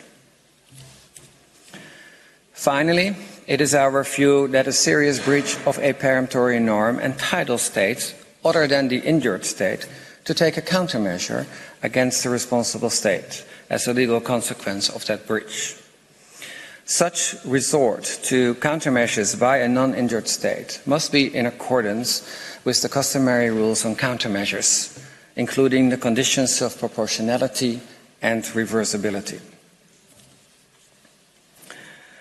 As a final observation, it may be recalled that the Kingdom considers that all peremptory norms are applicable erga omnes. Therefore, the procedural legal consequence of a serious breach thereof is that all states and international organizations have legal standing to invoke responsibility for such a breach. They may claim cessation of continuing internationally wrongful acts, assurances and guarantees of non-repetition, and performance of the obligation of reparation. A claim concerning reparation is restricted in the sense that it must be in the interest of the injured state or international organization or of the beneficiaries of the obligation breached. And such beneficiaries may include individuals and peoples.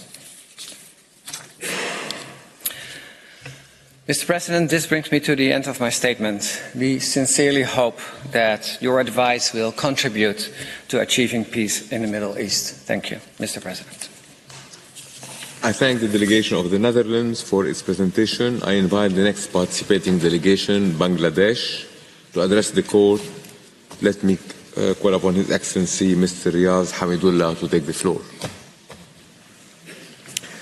Mr. President, members of the court, it's my distinct honor and privilege to address the principal judicial organ of the United Nations on behalf of the People's Republic of Bangladesh and participate in these advisory proceedings on the legal consequences arising from the policies and practice of Israel in the occupied Palestinian territory, including East Jerusalem.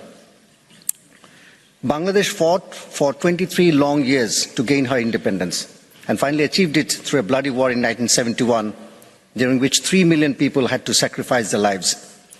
In the early days of independent Bangladesh, in 1972, our father of the nation, Bangabandhu Sheikh Mujibur Rahman, said, I quote, "The world is divided in two parts, oppressors and oppressed, and I am with the oppressed," unquote. As Bangladesh pursued her own self-determination, our constitution mandated us to support oppressed peoples worldwide who are fighting imperialism, colonialism, or racism. This duty is outlined in Article 25C of our Constitution. In accordance with this duty, Bangladesh is participating in these advisory proceedings to contribute to the realization of the right of the Palestinian people to self-determination. We aim to achieve this by providing this court with our perspectives on the questions asked by the UN General Assembly in the current request for an advisory opinion. Bangladesh has long reiterated the call to end Israel's occupation of Palestine and to achieve a lasting and permanent solution which entails the establishment of a sovereign and independent Palestinian state along the pre-1967 borders, with East Jerusalem as its capital. We firmly believe that the court must heed the long overdue call to holistically examine Israel's occupation and render an opinion on the legal status of the occupation as a whole. As we heard in this very hall just last month, Gaza has been described as a living hell. On 20th May 2021, even before the ongoing war, Mr. Antonio Guterres, the UN Secretary General, said, I quote, "If there is a hell on earth, it is the lives of children in Gaza," unquote. I stand before the court also in the context of the fast developing circumstances in Rafah, with grave humanitarian implications for the 1.4 million Palestinian people, nearly half of them children. The ongoing war represents one of the most shameful catastrophes in the history of the modern era. The UN agencies and other humanitarian aid organizations on the ground have warned of a humanitarian disaster engulfing the tiny enclave of 2.3 million people with shortages of food, fuel, drinking water and medicines worsening by the day. The killing of thousands of innocent civilians, particularly children, the destruction of their homes, the occupation of their ancestral lands, and the deliberate obstruction of the access to food and water all constitute blatant violations of international law and serve as textbook examples of ethnic cleansing. Bangladesh firmly believes that an advisory opinion on the questions posed by the General Assembly would undoubtedly represent a critical and logical step towards ending the illegal occupation. The dismantling of this occupation would, in turn, address the root cause of Israel's violent subjugation of the Palestinian people. We elaborated on these matters and the underlying reasoning in our submissions before the court, Mr. President, on 24th July and 25th October last year. It is pertinent to recall that just 4 months back, the UN Special Rapporteur on the situation of human rights in the occupied Palestinian territories, Francesca Albanese, in her report, brought up several appalling facts. I would consider it apt to quote one pertinent aspect, and I would quote, "In the occupied Palestinian territory, the fundamental right to life is under threat, as indicated by the mortality rates of Palestinian children. The neonatal mortality and infant mortality rates in the occupied Palestinian territory are respective 9.3 and 12.7 per 1,000 live births, rising to 14.8 per 1,000 live births for children under 5, while in Israel they are 1.7, 2.7 and 3.4 per 1,000 live births. In addition to direct attacks on the right to life, Palestinians also endure structural violence and racial discrimination, which impedes their full development." Unquote. These structural violence of the occupation and the deliberate and excessive use of force against the Palestinians are indeed not limited to the recent events in Gaza. As the Special Rapporteur, Ms. Albanese, stated in her 2023 report, I quote, "The spectre of death looms as a dominant element in the lives of Palestinian children.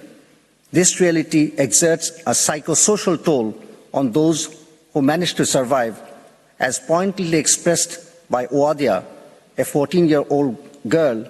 I quote, as she said, 'Fearing death does not prevent you from dying. but it prevents you from living, unquote. Thousands of warriors keep crying in silence, deprived and disenfranchised for decades. Ending the occupation would necessarily bring an end to the violence that is exercised upon Palestinians on a daily basis. However, there is no end to the occupation in sight, nor is it likely to end through political means alone. It has become interminable.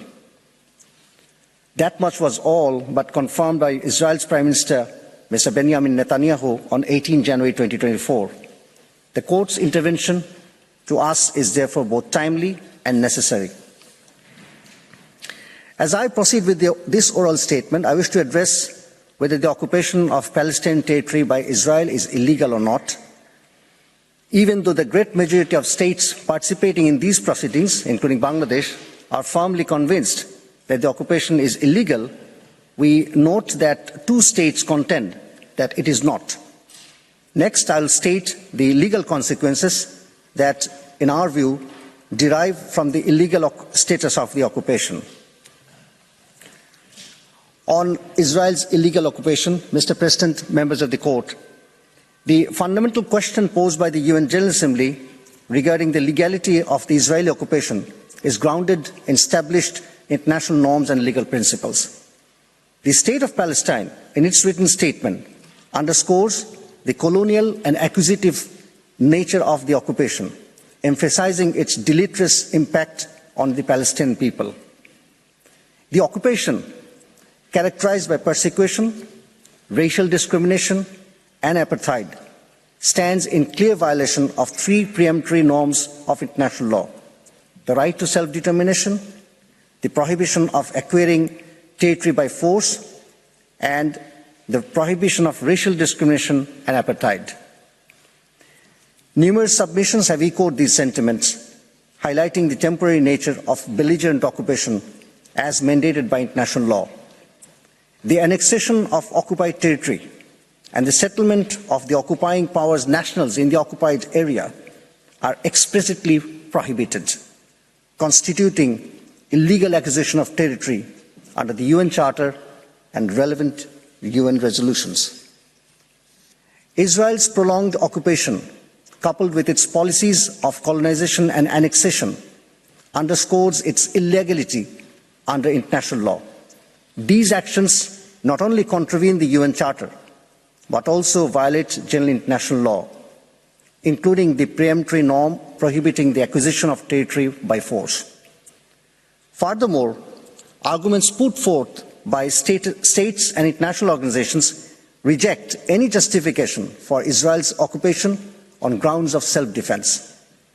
The occupation violates fundamental principles of international law, including the right to self-determination and the prohibition of acquiring territory by force. The advisory opinion on Wall, which concluded that Israel cannot rely on self-defense to justify its actions, reinforces the notion that the occupation cannot be justified under international law. While the countries supporting Israel in these advisory proceedings have primarily focused on jurisdictional questions, a few states have addressed the merits of the occupation. One contends that an occupation can never be unlawful, regardless of violations of international humanitarian law. However, this argument stands in contravention of established legal principles and has been widely found to be incorrect. Switzerland's distinction between the law of occupation and the legality of occupation further elucidates the legal framework surrounding the issue. An occupation that involves annexation or de facto control of the occupied territory constitutes an illegal acquisition of territory by force as prohibited under international law. Ultimately, Israel's occupation, characterized by its acquisitive, colonial, and annexationist nature, represents a clear violation of international law. It serves as a means for the illegal acquisition of territory and must be brought to an immediate and unconditional end. I may also recall the UN Security Council Resolution 2334 of 23rd December 2016, which reaffirmed the obligations of Israel, the occupying power, to abide scrupulously by its legal obligations and responsibilities under the 4th Geneva Convention in regard to the protection of civilian persons in time of war. That Security Council resolution also condemned all measures aimed at altering the demographic composition, character and status of the Palestinian territory occupied since 1967, including East Jerusalem, including, inter alia, the construction and expansion of settlements, transfer of Israeli settlers, confiscation of land, demolition of homes, and displacement of Palestinian civilians in violation of international humanitarian law and relevant resolutions. Israel has flagrantly violated this and all other Security Council resolutions, and it continues to do so in furtherance of permanently maintaining its illegal occupation of Palestinian territory. At a more granular level, may I refer to the approaches of assessing legality advanced by the former UN Special Rapporteur, Michael Link, in his 2017 report to the UN General Assembly, and the current Special Rapporteur, Francisca Albanese, in her 2022 report. These are apposite and relevant to the Court's task in this case. The two approaches overlap and interrelate, but ultimately provide two pathways for determining the legal status of the occupation. I may humbly request the Court to consider the Link report, where he proposed a 4-part test for determining the legality or illegality of an occupation. The Special Rapporteur's approach also fits within the parameters of the Court's advisory opinion on the legal consequences for states of the continued presence of South Africa in Namibia. That opinion arose out of Security Council resolution declaring South Africa's continued presence in Namibia illegal. If South Africa's mandate could be found to be illegal due to its violation of the applicable international legal principles, so too can Israel's occupation by reason of its violation of the same principles. Therefore, applying one or both of these frameworks, which Bangladesh endorsed for the reasons stated in our written submissions, we respectfully submit that Israel's occupation is undoubtedly illegal. I would now turn on the legal consequences. Mr. President and members of the Court, there is a broad consensus that Israel, through its denial of the Palestinian people's right to self-determination, has violated preemptory norms of international law. These violations include persecution, racial discrimination and apartheid against Palestinians, as well as the occupation, colonization and annexation of Palestinian land. These systematic breaches severely undermine the rights of Palestinians as a people and Palestine as a state, while also hindering the prospects for a just and lasting peace in accordance with international law and relevant UN resolutions. Consequently, international law mandates the complete, unconditional, and immediate cessation of these internationally wrongful acts. All states and international organizations that have condemned Israel's conduct agree that these systematic and grave breaches carry legal consequences for Israel. As the responsible state, other states, and the United Nations and other intergovernmental organizations. So, on legal consequences for Israel, first, Israel must cease all acts preventing the exercise of the right to self-determination by the Palestinian people, including rescinding discriminatory laws and measures.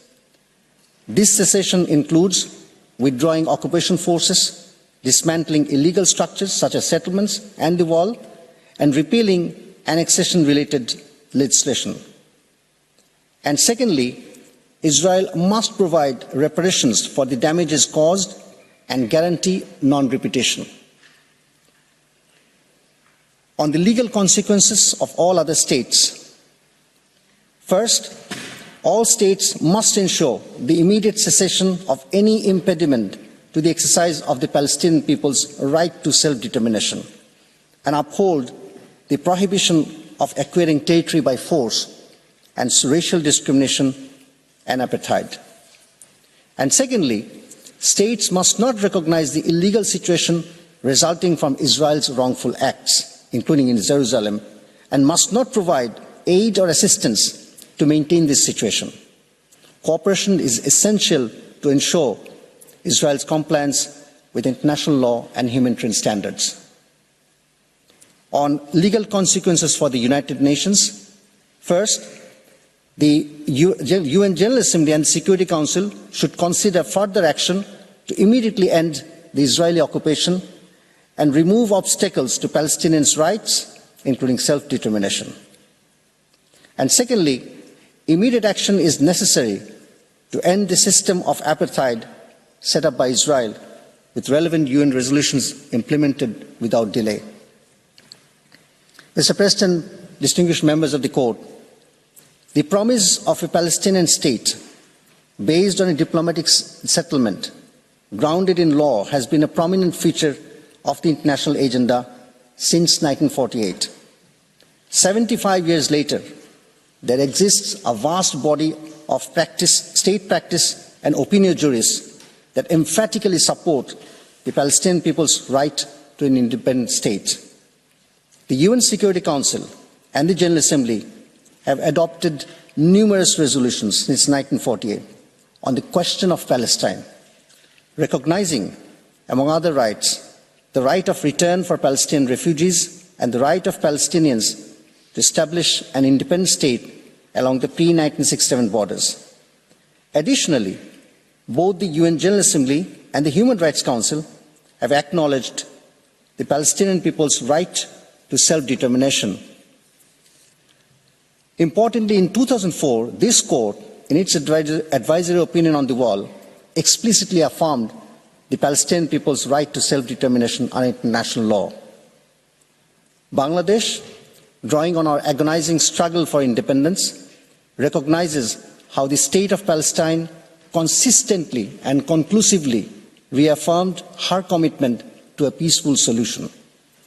This solution, in accordance with international law and based on the aforementioned terms of reference, aims to ensure the fulfillment of the Palestinian people's inalienable rights under international law. These rights include self-determination, the right of return, the realization of independence and sovereignty of the state along pre-1967 borders, with East Jerusalem as its capital, and the aspiration to live side by side in peace and security with Israel. The Court's steadfast commitment to universally uphold rule of law, coupled with its principled stance on the legality of Israel's half-century temporary occupation of the occupied Palestinian territory, would shine a light of hope on the beleaguered Palestinian people. A decisive determination by the Court of the illegal status of the Israeli occupation of Palestinian territory and the legal consequences that arise from such status, including an immediate, unconditional and complete end to the occupation, would help secure the identity, respect, dignity and existence for the present and future generations of the Palestinian people in a state of their own, at peace with Israel. Mr. President, members of the Court, Palestinians are no expendable people. As much as this advisory opinion involves legal questions, it poses an exceptional moral issues for the humanity. I stand before the Court as Bangladesh deem it our sacred duty to uphold international law as well. On behalf of Bangladesh, I would therefore respectfully request the Court to give full consideration to the importance of an advisory opinion at this critical moment.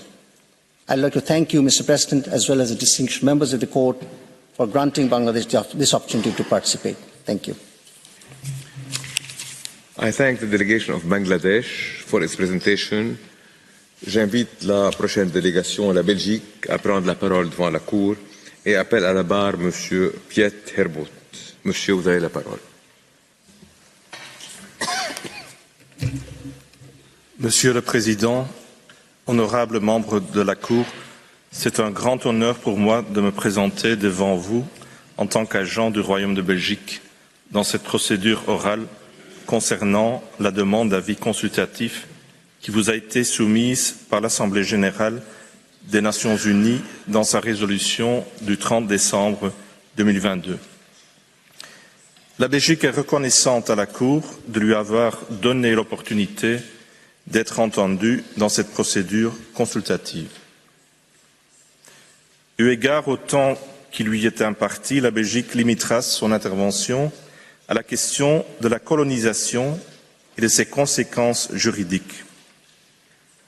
Comme la Belgique a déjà eu l'occasion de le souligner, notamment lors de ses interventions au sein du Conseil de sécurité des Nations unies, c'est une véritable politique de colonisation qui est mise en place par Israël en territoire palestinien occupé depuis des décennies. Cette politique se matérialise par une série de mesures connexes, indissociables à l'établissement des colonies elles-mêmes. Avec votre permission, j'aborderai dans un premier temps le cadre juridique général pertinent pour apprécier la question de la colonisation en territoire palestinien occupé. Dans un deuxième temps, je m'attarderai sur le caractère illicite de l'établissement des colonies.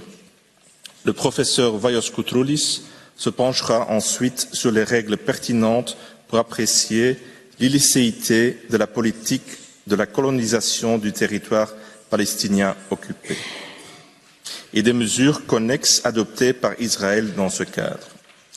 Il terminera en exposant brièvement les conséquences juridiques des violations du droit international qui auront été identifiées. Monsieur le Président, la Belgique commencera son exposé par un bref rappel du cadre juridique pertinent pour apprécier la question de la colonisation.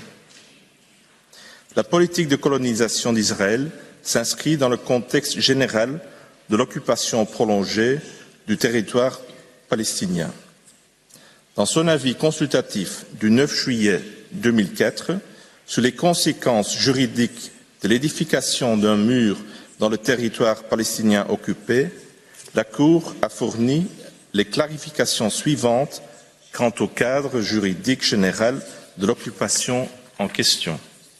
Premièrement, le territoire palestinien contrôlé par Israël depuis 1967, y compris Jérusalem-Est, est un territoire occupé.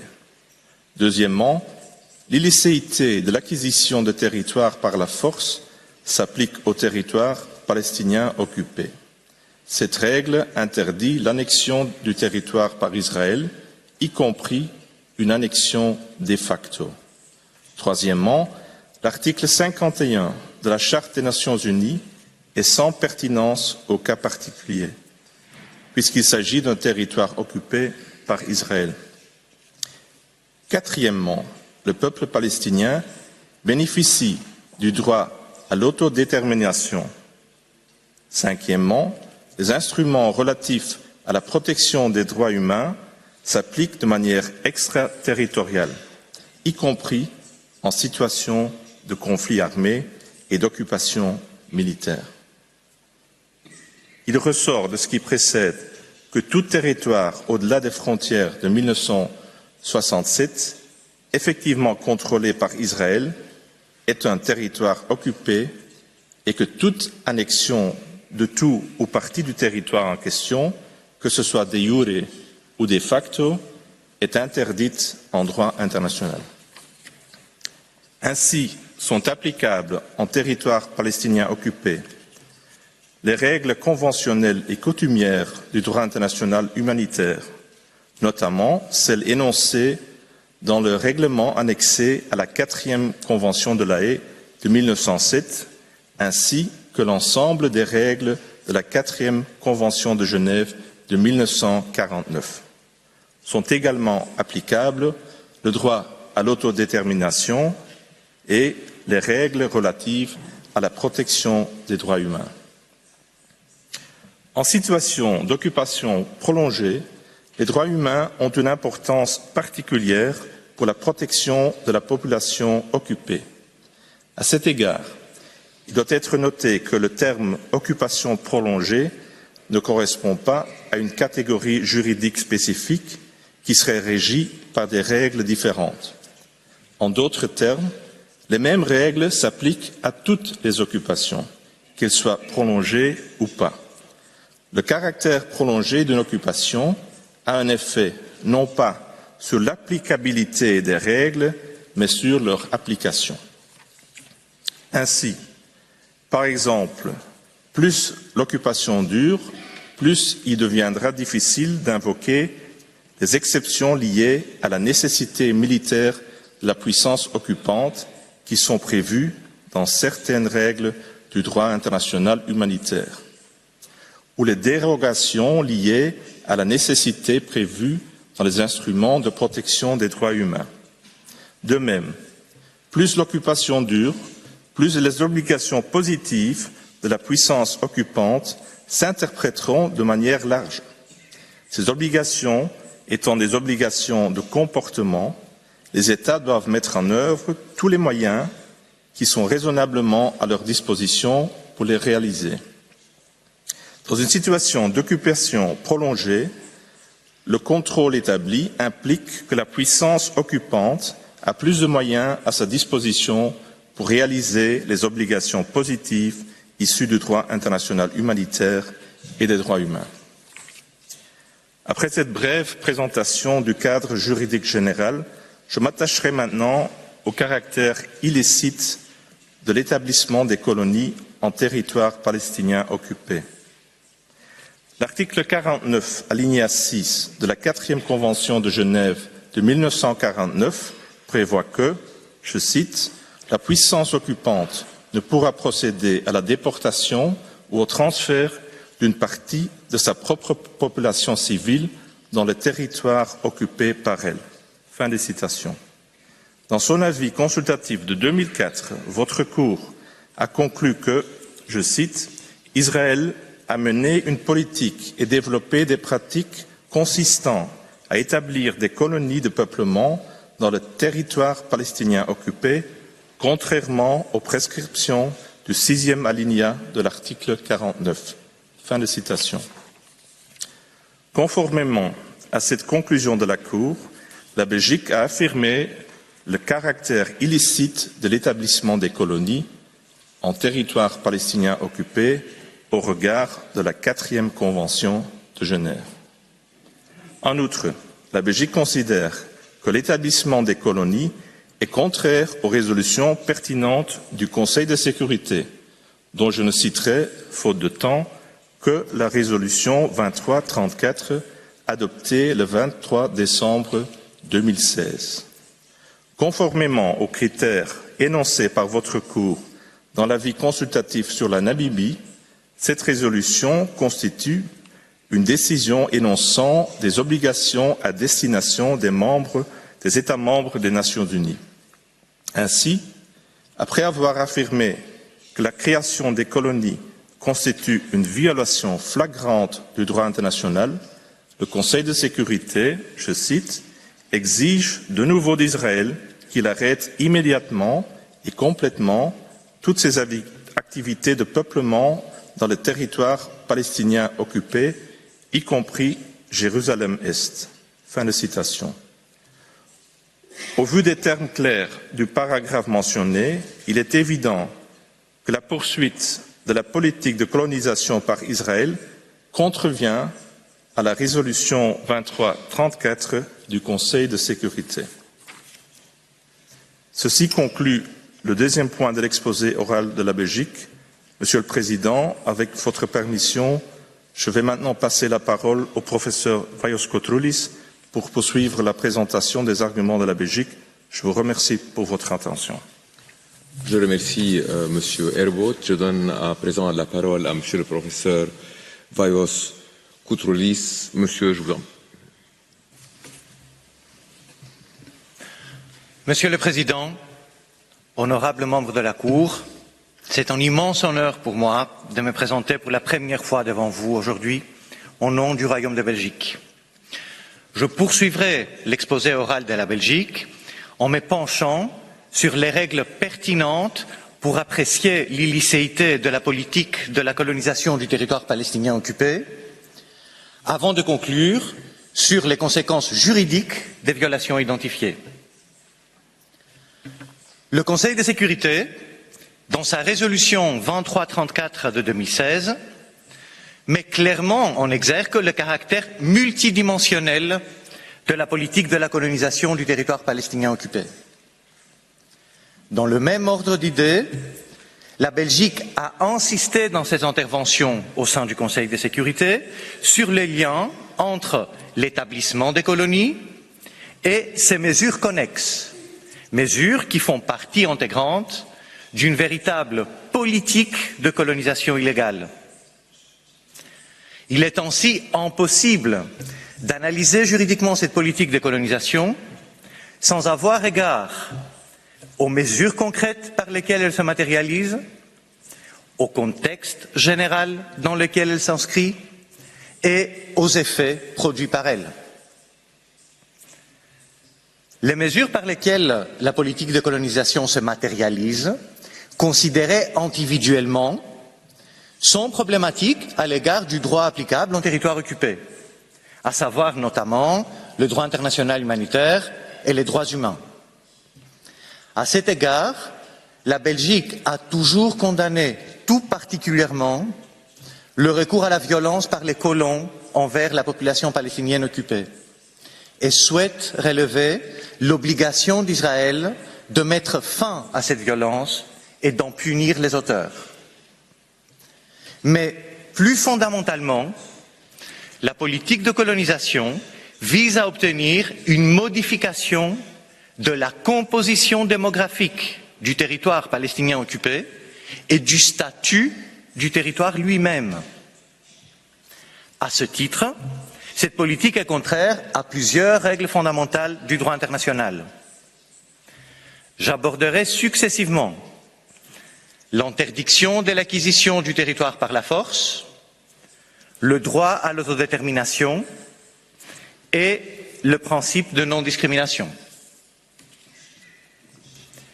Premièrement, la politique de colonisation est contraire à l'interdiction de l'acquisition du territoire par la force. Cette interdiction fait partie intégrante de l'interdiction du recours à la force, énoncée dans l'article 2, paragraphe 4 de la Charte des Nations Unies, dans la résolution 2625 de l'Assemblée générale des Nations Unies, ainsi que dans l'article 3, alinéa A, de la définition annexée à la résolution 3314 de l'Assemblée générale. Dans son avis consultatif de 2004, votre Cour a confirmé l'applicabilité de l'interdiction de l'acquisition du territoire par la force au territoire palestinien occupé. Cette interdiction comprend l'annexion tant de jure que de facto.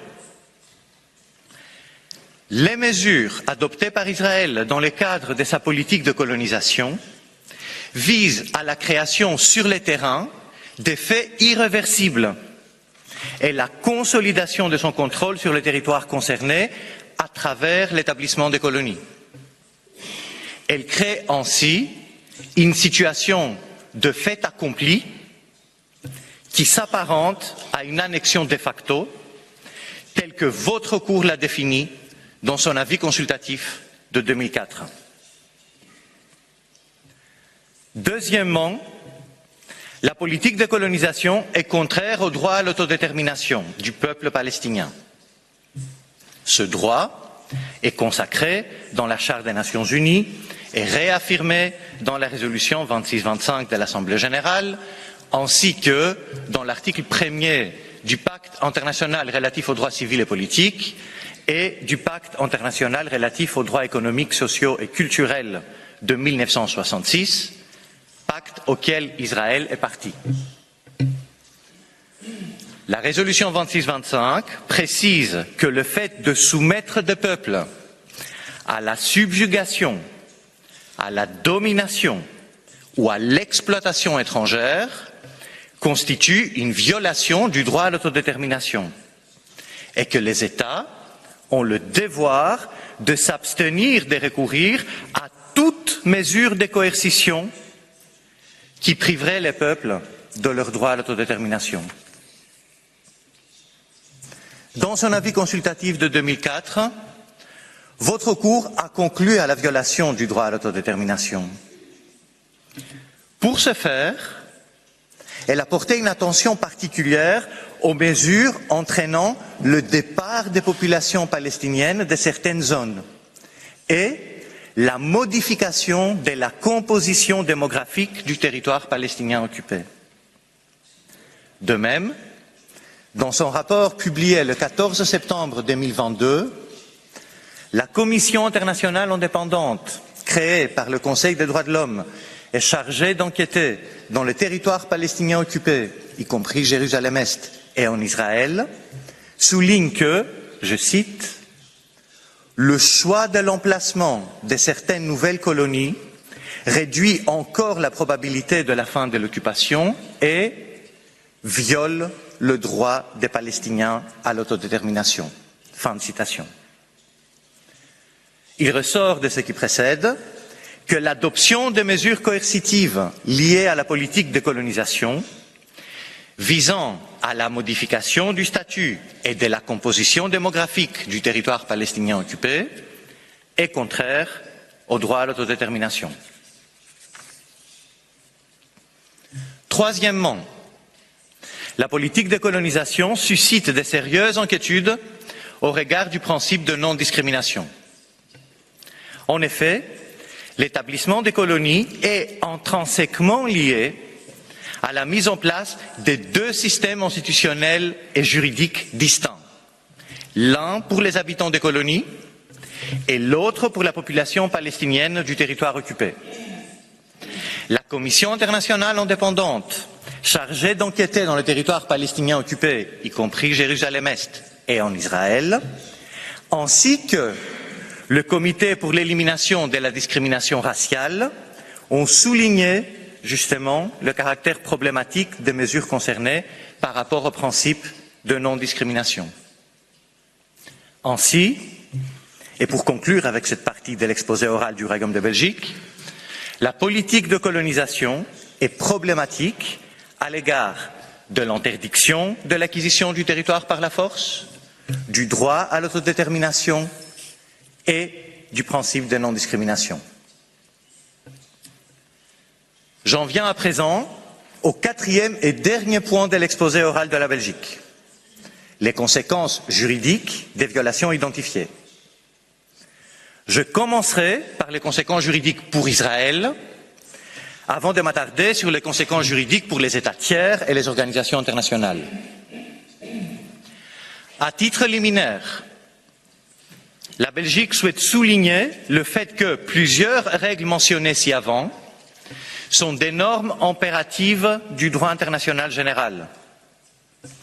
On pense par exemple au droit à l'autodétermination et à l'interdiction du recours à la force, dont fait partie l'interdiction de l'occupation et de l'annexion d'un territoire par la force. De ce fait, aucune circonstance excluant l'illicéité ne peut être invoquée pour justifier leur violation. Pour Israël, les violations identifiées entraînent les conséquences prévues par les règles coutumières de la responsabilité internationale, codifiées dans les articles sur la responsabilité internationale des États pour faits internationalement illicites, adoptés par la Commission du droit international en 2001. Il s'agit de l'obligation de mettre fin à une violation continue, l'obligation de réparation, ainsi que l'obligation d'offrir des assurances et des garanties de non-répétition. Concrètement, concernant la politique de colonisation, eu égard au caractère continu de la violation, la Belgique se permet de mettre en avant tout particulièrement l'obligation d'Israël de mettre fin à toute activité de colonisation. Comme il a été affirmé dans le cadre de l'avis consultatif de 2004, l'obligation de réparation doit tout d'abord prendre la forme d'une restitution, à savoir, entre autres, le démantèlement des colonies de peuplement, l'annulation des actes juridiques liés à la politique de colonisation et la restitution des biens réquisitionnés ou expropriés dans la mise en place de cette politique. Celle-ci est également l'option privilégiée par la résolution 2334 de 2016 du Conseil de sécurité.